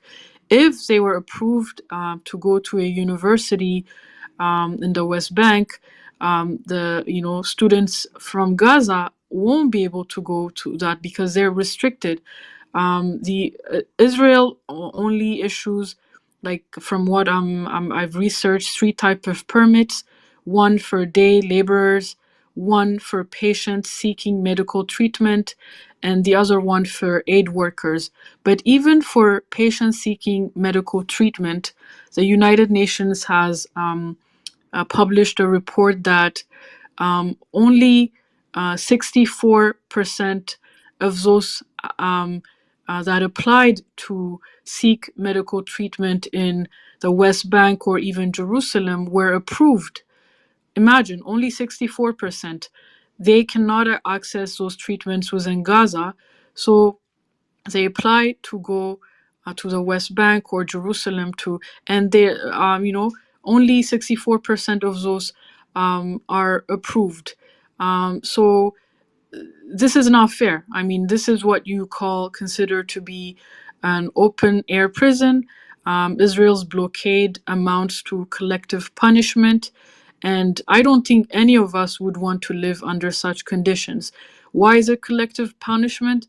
Just because Israel doesn't like Hamas, which is, an entity that Israel took part in creating. I mean, this is something on record. We can't deny this. But just because they do not get along, or they do not want to resolve the differences, or they're sabotaging Palestinian unity, doesn't mean that they have the right to collectively punish over 2 million in Gaza. And imagine, this is a condition before what's happening over the last few weeks. So imagine how terrible it is. One last fact: before, 77% of households in Gaza receive aid. This is before the war. They're highly dependent on aid, as opposed to less than 10% in the West Bank, for example. So this is already a very impoverished society with high unemployment, with with restrictions, and now on top of this, everything they've had has been destroyed. For example, the University of Gaza, completely destroyed. So when Nelson puts a video, questioning, is it an open air prison? On that video, yes, you do see resorts, but these could be resorts that were built long time ago. I mean, Gaza has existed for since ages, but in that video you see university students celebrating. Is it a crime to somehow go to school and enjoy graduating from university under such harsh conditions? It's not. But now, even Israel destroyed the only universities they had.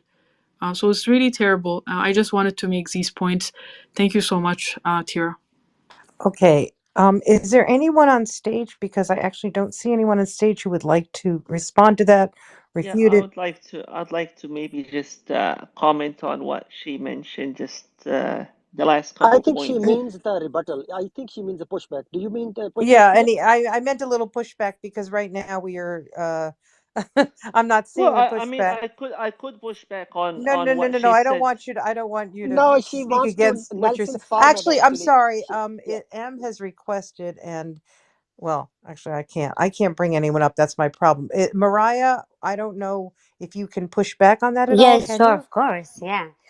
Oh, wait a second. Can we let's just go to M first because I know he was up and then down, and he had been asking. So M, can you speak?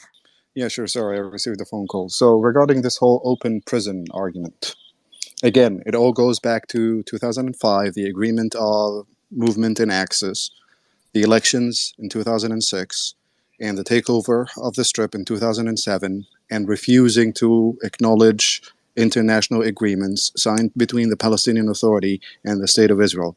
When Hamas took over in 2007, they became the de facto sovereign of the Gaza Strip. Elections or not, doesn't matter.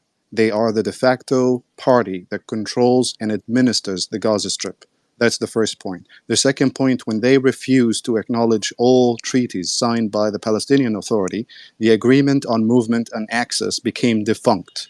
So neither the State of Israel nor the government of Egypt are expected to uphold the agreement according to their international law obligations, since the third party is refusing to acknowledge the agreement. Hamas refused in 2006 to recognize the State of Israel, and they refused in 2006 to recognize treaties and agreements signed between the Palestinian Authority and the State of Israel. And therefore, they forced donor countries and stakeholders in the conflict, they forced them to stop funding the Palestinian Authority because Hamas was about to form a government without renouncing violence, and therefore they cannot funnel funds to a government that is formed by a non-state actor that is declared as a terrorist organization. It's pure and simple. It's straightforward logic. When they took over in 2007, a de facto situation was created. I will concede that the complacency in dealing with this de facto situation is why we're here today. When you argue that the State of Israel continued to fund Gaza in order to alleviate the economic suffering of its people, and if you argue that that makes the State of Israel complicit in financing Hamas, you're mistaken.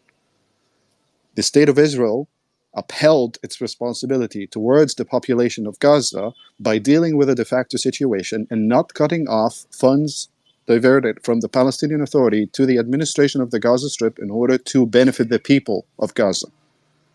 The construction material controls were in place and the dual-use goods were in place because Hamas used those to construct their subterranean infrastructure and to pursue and prosecute military options against the State of Israel and its citizens. After 2014, the State of Israel realized that the amount of construction material being delivered to the Gaza Strip far exceeded its needs. It was the Qatari government that insisted on allowing all construction material to go into the Strip, saying that it was crucial for reconstructing the Strip after the 2014 episode of violence. Now we know that most of those construction materials, or at least a significant amount of those construction materials, were funneled to support Hamas' effort in constructing subterranean complexes. This is the reasoning behind enforcing controls on allowing construction material to go into the Strip. Hamas released a video, where they boasted about taking out water pipes and turning them into rockets. Now, whether or not that's true, I don't care. I don't know. Whether or not they are actively using water pipes in the process of manufacturing rockets or not, they did release a video showing them digging out water pipes and then moving them to workshops where they were converted to rockets and missiles and then buried in the sand in underground stores before they were loaded into their launchers and fired against Israel. Over the last 4 weeks or 5 weeks, we've seen the amount of rockets fired against Israel, more than 20,000 rockets. So if anyone is arguing that the Gaza Strip is blockaded, that they don't have enough funds, that the Israeli government is complicit in financing Hamas, that construction material are rare, and that there is shortage for them, and then saying, "Oh, Nelson is a real estate developer, so he wouldn't go work there if he couldn't source construction material." I'm sorry, but these are all juvenile arguments that just simply do not pass the lens of any possible logic whatsoever. It's called collective punishment. No, it is not called collective punishment. It is not called collective punishment because simply because for instance, Mr. Okay, can I speak now, guys? Murad, why Hamas have done that? No, but I want to In your continue opinion? his answer. May Hold I? on, Moria. Wait, no, Mariah, for the last 1 Mariah. hour now. I think we should let M and Sede go back one more time, please. Okay. And I would like to also after the Sede, please. Yes, Haki. I mean, if he's Palestinian, and also you one last thing should give him regarding precedence. one last thing regarding the argument that most of the people in the Gaza Strip right now were born after Hamas took over and they never had an election. Whose fault is this? Who has agency? The agency and the responsibility of this situation can be divided between the state of Israel that accepted the de facto situation because they didn't want to deal with it, but also it is shouldered equally by the Palestinian Authority and the leaders of the Palestinian factions who didn't and couldn't put aside their disagreements to work together for the benefit of the Palestinian people. Mahmoud Abbas himself is into what, his 16th year of his 4-year presidency, and Hamas is what, into its 16th year of its parliamentary majority premiership or right to form government. That's the main reason why no one is taking the Palestinians seriously, because everyone arrived at the conclusion that the Palestinian leaders are not serious about establishing a sustainable peace and resolving the conflict. Instead, what seems to be obvious to everyone involved and to all neutral observers is that both sides of Palestinian leadership have turned this into a grift where they care more about their financial interests and their political ambitions and egos rather than the well-being and the overall benefit of the Palestinian people. That sounds like Netanyahu, actually. But let me just go back to the collective punishment point. I believe it's a collective punishment because restricting construction materials and critical equipment does affect regular civilians, especially when you have a high population growth and multiple devastations caused by multiple Gaza, bombings. What's the percentage of homelessness in the Gaza Strip? Do you know? What's the percentage of homelessness between 2021 and 2023 before the beginning of this conflict? Do you know? No, I don't. I do not know the rate, but I know. Do you have any data that correlates? I don't have such. Do you have any data that correlates the shortage? I don't have. No. Hang on. You're making it clean here. You're saying that I'm lack trying of. to explain You're saying my that. point. Hang on. You're saying. Punishment. Please. You're saying that this is not collective punishment. Let's take it one by one. You're saying that controls on construction materials are worsening the conditions of the people in the Gaza Strip. Do you have any data that can correlate the alleged lack of construction material and the state of homelessness in the Gaza Strip? Yes or no? Yes, I do have data that says demand is higher than the supply, and that's a UN data. So they do need the construction material. They do need to build homes. There is a surplus of construction material. And this is obvious right now that's because not what I said. The surplus in construction, this is what I am telling you. The surplus in the construction material throughout the years allowed into the Gaza Strip has been put to use It was used to construct subterranean infrastructure and subterranean complexes by Hamas and other militant factions. There is no shortage, if anything, since 2014, and that was a point that the government of Qatar insisted on pushing.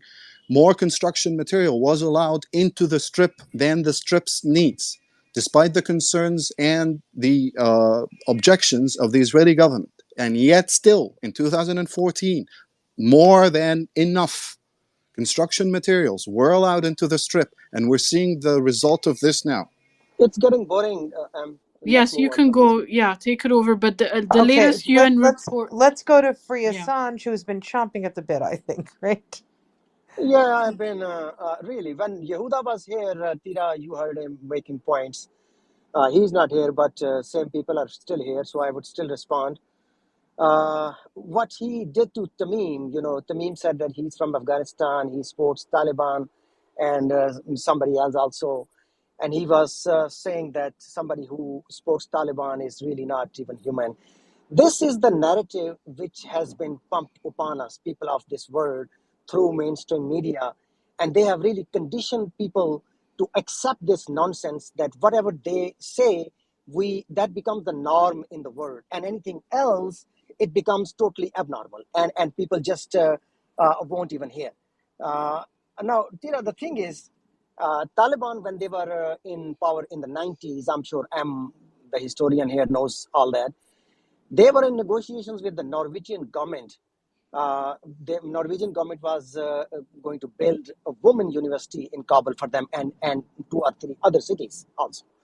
So one thing, they were not against women's education, girls' education, as they were asking the Norwegian government, and they were cooperating actually. Norwegian government has been very nice to them for a long time. Until this 9/11 thing happened. Obviously, Taliban have no record of any terrorism in the world. Taliban have no record of any terrorism or terrorist activities. They have fought within their own country, back with the British. I'm sure M knows, he can go over the history, and they pushed them out of Afghanistan. So they have been kind of indigenous, and they have primitive culture they have. I mean, if somebody is not that advanced and they don't have NASA and other kind of the institutions, we cannot just force our own value system upon them. We can allow them to navigate in a natural process through evolution, and they are doing that. So anything which does not suit us, we cannot just consider that inhumane and really. I mean, I don't know. I'm lacking these words now too. Well, I guess I don't know the words. But our Okay, people, but they who come can we here now, just be one last very point, clear here? actually. One Yeah, last point that about the okay. format here. The people who come here, our people, guys, do not complain about the format. Nelson has his format. He is allowing every school of thought here to express their views, and we are using that.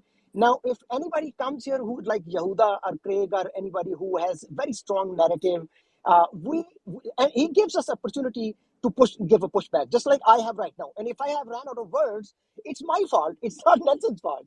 So let's not boycott this platform, as some people are suggesting. Rather, utilize it and present our side. Thank you. Okay, I just want to say that he also said he supports Hamas and Taliban, and Yes, he did. May I I keep his But people have answer the to? right to support the he resistance, has the Palestinian right to look. resistance. He has the right to support whoever he wants to, and people have the right to push back against him for some of those But things. And I actually, you know what? I let me actually ask you. respect him for being willing to Yeah. just flat out say it Okay, but truthfully. let me ask you. If Yehuda has the right to defend IDF, and Benjamin Netanyahu, who Donald Trump was not even able to deal with him. I mean, he rejected him and used the F word for him. Today, President Obama has gone on record and he is saying that he stopped talking to Benjamin Netanyahu. So he is the one who is outlaw. And here, Israeli people, they are electing somebody who is extremist, who is violent, who is determined to destroy the Palestinian people instead of negotiating and coming to a peaceful settlement. Now, Yehuda and these people, they are not ashamed to support their extremists, their outlaws. Just like Tira, you live in the US when in 2000, Al Gore nominated Vice President Joseph Lieberman with him. CNN and our US media glorified Joe Lieberman as being ultra conservative Jew who walks from the Capitol Hill to Georgetown to his house on Sabbath because he follows his religion very, very strict to the letter. Okay, fine. But if some Taliban does that, then they are crazy. But if some Joe Lieberman does that, then he is such a noble guy. Even though he's the sickest man on the planet, along with Senator John McCain. These are the guys who pushed 2003 Iraq war upon people. It was total unlawful, total genocide of people, destroyed entire Iraq. But he is still considered a mainstream guy, even given slot for being vice president of this country. So the thing is, we need to highlight these contradictions instead of getting mad and leaving the platform and boycotting again and again to see that I appreciate you. You speak well, and other people, Yusuf, for example. We need to bring more people on this platform to give our side, rebuttal or pushback on these nonsense. This is all nonsense. Sure, Afzal. Taliban good, moon landings bad. Okay, let's move on. Yes, no, thank you. All right, can we? All right, can we have for your son? Can we have Mariah now? Because I know she's been waiting a long time. Mariah. Thank you. Yeah. So about the claim about Israel, first for 10 years, I'm sorry, Mr. M. The Rafah board was closing for the Gazan people. People around the world didn't even know that Gaza have another border, and all the world was claiming Israel that making a siege over Gaza. This is the first thing. The second thing is that in those 10 years that the Palestinians couldn't cross to Egypt, they used to come to work in Israel. 17,000 Palestinians used to come and to work in Israel when they get paid about $200 for a day. I don't know how much you make, but it's a lot of money. About all the material, by the way, the Hamas used to build the tunnels with this. Not only the Hamas leader built their fancy houses with a pool, and that was the first targeting by the Israeli army to destroy all those fancy houses in the north of Gaza. About the university that you mentioned, the Israeli army, they do bomb this university because it was a rocket that used to be shot into Israel. That 40% of them used to kill their own civilians in Gaza because the equality was so bad. Thank you. Okay, can I respond to this last sentence, Mariah? Yes. Okay, thank you. So just as it relates to the universities, about last week, the Israeli military bombed Al Azhar University in Gaza, and if you look it up, you will know that in the Gaza Strip there are 5 main universities there, if I'm not wrong. Yeah, and if you live in Gaza, you know which university is loyal or follows what fraction, or like some of it are liberal, some of it are Islamic universities, some of them are not like NGO, follow NGOs. So Al Azhar University was or is, how I'd like to think, is one of the early universities, the second largest university in the Gaza Strip that was sponsored, built, and most of its students come from liberal backgrounds, and it was created by Yasser Arafat himself. So he was there for the opening. Yeah, so just a second. Yasser Arafat wasn't a terrorist. He was a liberal. Well, your government, I mean, not your, but the Israeli government. No, I'm asking you. I'm asking you. But I'm asking you. I don't ask anyone else. He is not. Oh no, he didn't bomb buses inside Tel Aviv and Jerusalem. Mariah, let's. No, I'm asking you a question. Please answer. I will answer you. Okay. If you let me, I will answer you. At some point in history, he was recognized by the international law, by the international community as a terrorist. Agreed. Later, something he worked out with the international community that made him a president. a resistant figure.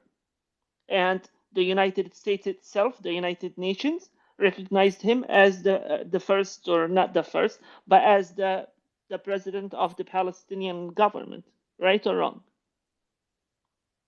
So Al-Azhar University is one of the, not one, is the most liberal university, and actually is run, most of its chairs, deans, faculties follow and full and receive salaries from the Fatah government, the government that is recognized by the international community. So when we say that all universities, according to the claim you made, they'll make rockets, I believe that is inaccurate description. Would you be able to tell us how many other universities there are? Sorry, I I can thought. tell you them one by one. So you start with Al-Quds Open University, then you have the largest is Al-Azhar University, then you have the Islamic University, then you have Al-Aqsa University, then you have Al-Zaytuna University, then you have Palestine University. Have they all been damaged? How many of them were bombed? Yeah.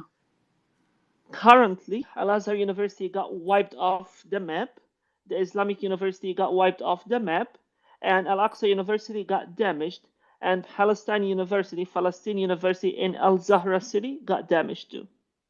So there are only two that are left. They're not damaged. Okay, thank you so much. Are you familiar with what their engineering departments and laboratories were working on? Come on. I'm not. I have been out of the country for 13 years. Sure. So if you're unaware of the current Al-Azhar, activities no, of their Al-Azhar, engineering Al-Azhar departments and Uni- laboratories, then probably you don't understand why they were targeted. Okay. How would you like me to just address you? Just call me M. It's written M. It's very easy. Okay. M is the Saddam Hussein incubator guy. Okay, no, that's seriously, my guy, that's Afzal. right. You know, we already settled you. You know, Taliban good, moon landings bad. That's the most you're getting out of me. You trust me, brother, or whatever. Yeah, go ahead. Call him Mossad, Haki. It goes well. He's the colonel who was shifting WMDs, No, in the truck. I'm not Okay, here to, okay. I'm not here to Hakeem was insult responding, anybody. but You know, then it's I want to go to someone else. it's actually quite ridiculous that you're addressing an Egyptian when Egypt has shouldered the highest price throughout this conflict in blood, in treasure, in years of occupation, in missing development opportunities, in being dragged into it, in being attacked non-stop for years on end, for first pursuing peace, secondly sustaining the peace. Hang on, Hakeem, I'm not speaking to you. Oh, okay. And then, you know, and it comes from someone who has probably never set foot in the region, who has never visited the country, who has never visited Israel, who has never visited the occupied territories, and they're arguing out of their it's called research, and you receive billions of dollars from the US. No, we don't receive billions of dollars from the US. does receive billions I don't care of about dollars. CC. That's how you sustain your God. military-industrial complex in Egypt. Oh yeah, research gives me that The US information. economic aid to Egypt is $1.3 billion annually. It's a military aid and economic aid. The military aid is done through the foreign military runs sales the Egyptian and the economy. foreign military I don't need to be funding. in Egypt to know the that. Egyptian the economy, military aid oh my God, has nothing to Adel, do with please. Egyptian economy. Yeah. The military You need to aid is understand 1.3. because The military you're actually wrong I about can that. explain. Please. The military aid is $1.3 billion annually. It's done through the foreign military funding and the foreign military sales programs, which means that upwards to 90% of that aid ends in the pockets of American defense contractors and American defense companies. When are you opening the Rafah borders? You talk too much. They when are you currently opening open. the Rafah Wait, borders? come on. No. You're wrong. If you're following, if you've been following the conflict, or if you've been following the crisis since its beginning, you can please, Amr, you don't really know what you're talking about. Please, if you've been following the crisis since its beginning, you can get accurate information and data on the amount of aid that has been going through the Rafah border crossing since day 2.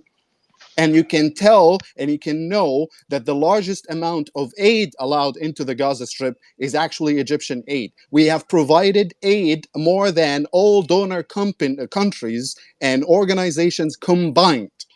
We have taken out Palestinian patients to be treated in Egyptian hospitals. And guess what? When we were trying to negotiate that, Hamas sent a list of patients that they wanted out of the Gaza Strip and into Egyptian hospitals, and 1/3 of that list was Hamas fighters. They prioritized their own fighters over women and children and This patients in sounds like need who propaganda, needed to. and No, it's not No, propaganda. no, This no, has no, no. been. This is not. Please This is don't not gonna interrupt. work. This has been verified I'm not both by. interrupt. Please, this has been verified by the United States government. This has been verified by the State of Israel through Shin Bet and Aman. And this has been verified by the Egyptian government through the national security sector. With all due respect, you don't know what you're talking about. Amir is Egyptian. Let him Wait, all respond to right, you. Amir, can Amir respond? Amir. Can I respond to what you said? Yes, please. Okay. First, thank you for Nelson to give me this opportunity to join this space. First thing I want to say, I'm Egyptian, so I live. My country actually is located in Middle East. We know much about the region, about the history of this region, more than Western people. You need to understand this point, Mr. M. Okay, the aid that being delivered from United حبيبي أنا States. مصري قبل بس ما تبتدي الكلام وتبتدي تغلط. I am Egyptian, yeah? And I'm here. You're in diaspora, so let's keep it real, yeah? Okay. So what is your thought about Israel? Do you recognize Israel as a country? My government recognizes Israel as a state and has a peace treaty. And as a law-abiding citizen living in this country, I respect my government's official stance on it and its obligations according to international law. So yes, I recognize the state of Israel. Do Egyptian people recognize the state of Israel? You can come here and ask them one by one. I don't have time to ask 104 million people And about their I stance. travel to Egypt, and everybody welcome me and say ahlan usalan. So if you Let are him not finish, please, supporting your Mariah. He's government, Egyptian. no one talk to you. So if you are not supporting your government, stop We want to talking hear other from the people. other Egyptian, Mariah, please. Wait. Sede, you're not running this. Amir, I would like Amir to speak, but do you have a point? I just want to explain what is Israel, because I don't wear shoes that is not our nation's size. You know, you need to understand that, guys. Okay, I'm not very impulsive, but Israel is created based on a certain Talmudist statements that say that Israelites are the chosen people, chosen by God above all other people of the world. He seemed to be very Americanized in his thought, which is something I really don't appreciate. That's rich coming from someone living in the United States. No, because when I say that, I have a meaning that why I say this statement, because American people actually, they born in America, 250 years old country that has nothing to do with the history of other nations. You just learn history based on the YouTube channel that you've been watching, but all of those propagandist people who've been funded by such. So you don't know me, and you're making a judgment regarding my source of education and culture. Yeah, what are you? I don't care about your Amir, education. do you have any easy on the steroids, man. Wait, stop. I want to Amir, talk. do you have any points that are not personal? They give me the chance to talk, so let me talk. But okay? Can you hear me? Do you have any points that are not personal? Because so far you've just been personally sort of mentioning M and his I'm status. gonna say just a quick statement. Capitalism actually is education in capitalism is not a way to get really highly educated, especially when it comes to historical factors. It could be capitalism as a system. It could be good when it comes to technology and all other scientific things. But when it comes to history, I don't think capitalism has nothing to do with history. So capitalism is not a way to get a highly educated, but it's just a way to get a nice job, a nice career, good-looking man in front of your society and your friends.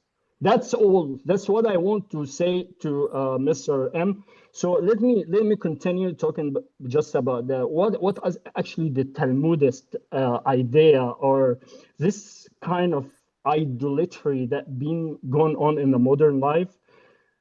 It says that Israelites have a right to rule over all other people, and promised that they will someday own and rule over whole world. Israelites boast of genocide against whole peoples and kingdoms. Israelites are commanded to murder all the people of the lands where they intend to live, and to kill all the people of the foreign nations that do not submit themselves in slavery. Wow! Israelites are forbidden to make slaves of their own people, but are encouraged to enslave non-Israelites whom they may pass down as slaves to their descendants forever. Israelites are forbidden to intermarry or mix their seeds with other peoples. This is actually Okay, what I have is to the I have to push state back here. I'm of sorry. I've been trying Israel. very hard, but this is ludicrous. Okay. I mean, I don't really understand what your point is, but Okay, fundamentally, you're basically sort of saying you're if look, okay, Israel okay. is not basing its decisions right now on Talmudic principles. Okay. You can Well, disagree. I'm not a big fan of Netanyahu. You can okay, disagree with okay. things, agree with things, but let's discuss what's actually going on, not going back to the Talmud and the Bible and making these things, because Because we can this is all look at I'm holy saying that books and make claims. We can Miss all do Tara, that. I respect you that you giving me that chance, but I'm saying that because this is the core of the whole, excuse my word, of the whole shit that we are being through in the Middle East since 1933, since the Balfour Declaration. I don't see any problem in the Middle East before this declaration of Balfour. May I Balfour please That answer? Declaration was in this is the point I'm talking, 1917. It was in because 1917, not they 1933. they And I migrated. recognize that we can have these historical I know it's discussions. 1917. I know. But I'm talking about where is the actual murders that beginning at 1933. May I But please answer to him? the do you remember Tamtura? What those called Alexandroni Brigade back at May 22, 1948? Do you know Tamtura city? When Alexandroni Brigade, they have murdered over 270 Palestinian back at that time. Could you imagine someone bring all of the pregnant women and put them in a cage, and they start to joking to each others and say that if you know what kind of gender inside her belly, I will give you a gift. And one of them just go and cut off her belly to show him if he is right or wrong. And this is happening with too many Okay, women. Amir, if you want to Hold on. relitigate the past, then you've come to the No, wrong because place the right now. past, No, no, no, no, because no. You actually are the past relitigating. is the We can most have important discussions. thing for Western to know, ma'am. Listen, we The can have past is the most discussions about important. what happened in history. Everyone has their own views. We don't get many places by having these discussions because Well, people disagree on who was there first when and what the when I British when I did talk, and the Ottoman man, Empire. No, you have to I stop. I know. Listen, I said to stop, okay? Here's the thing. I don't think litigating like who did what when and going back to history is really appropriate. At least that's not the discussion that it never gets us anywhere. right? If we want to discuss what's going on now, if we want to discuss solutions, this is great. But if you want to sit there and say, well, the Palestinians were there, well, the Jews were there, well, it was Judea, well, it was, Philistine, Palestine, Okay, etc. We can have that, but it okay, never okay. goes anywhere, and that's what you've been doing. You've Can I been tell you basic. one No, no, more no, you thing? may not for 1 Okay, second. You've been one more basically thing. going through, this is what they did, and this is the, It's no, very important to know that. it's It's not very that important. May I please Believe answer me, to it's him? very important. Sure, I Mariah, thank you. Mariah, you can speak. Thank you so much. So if you want to go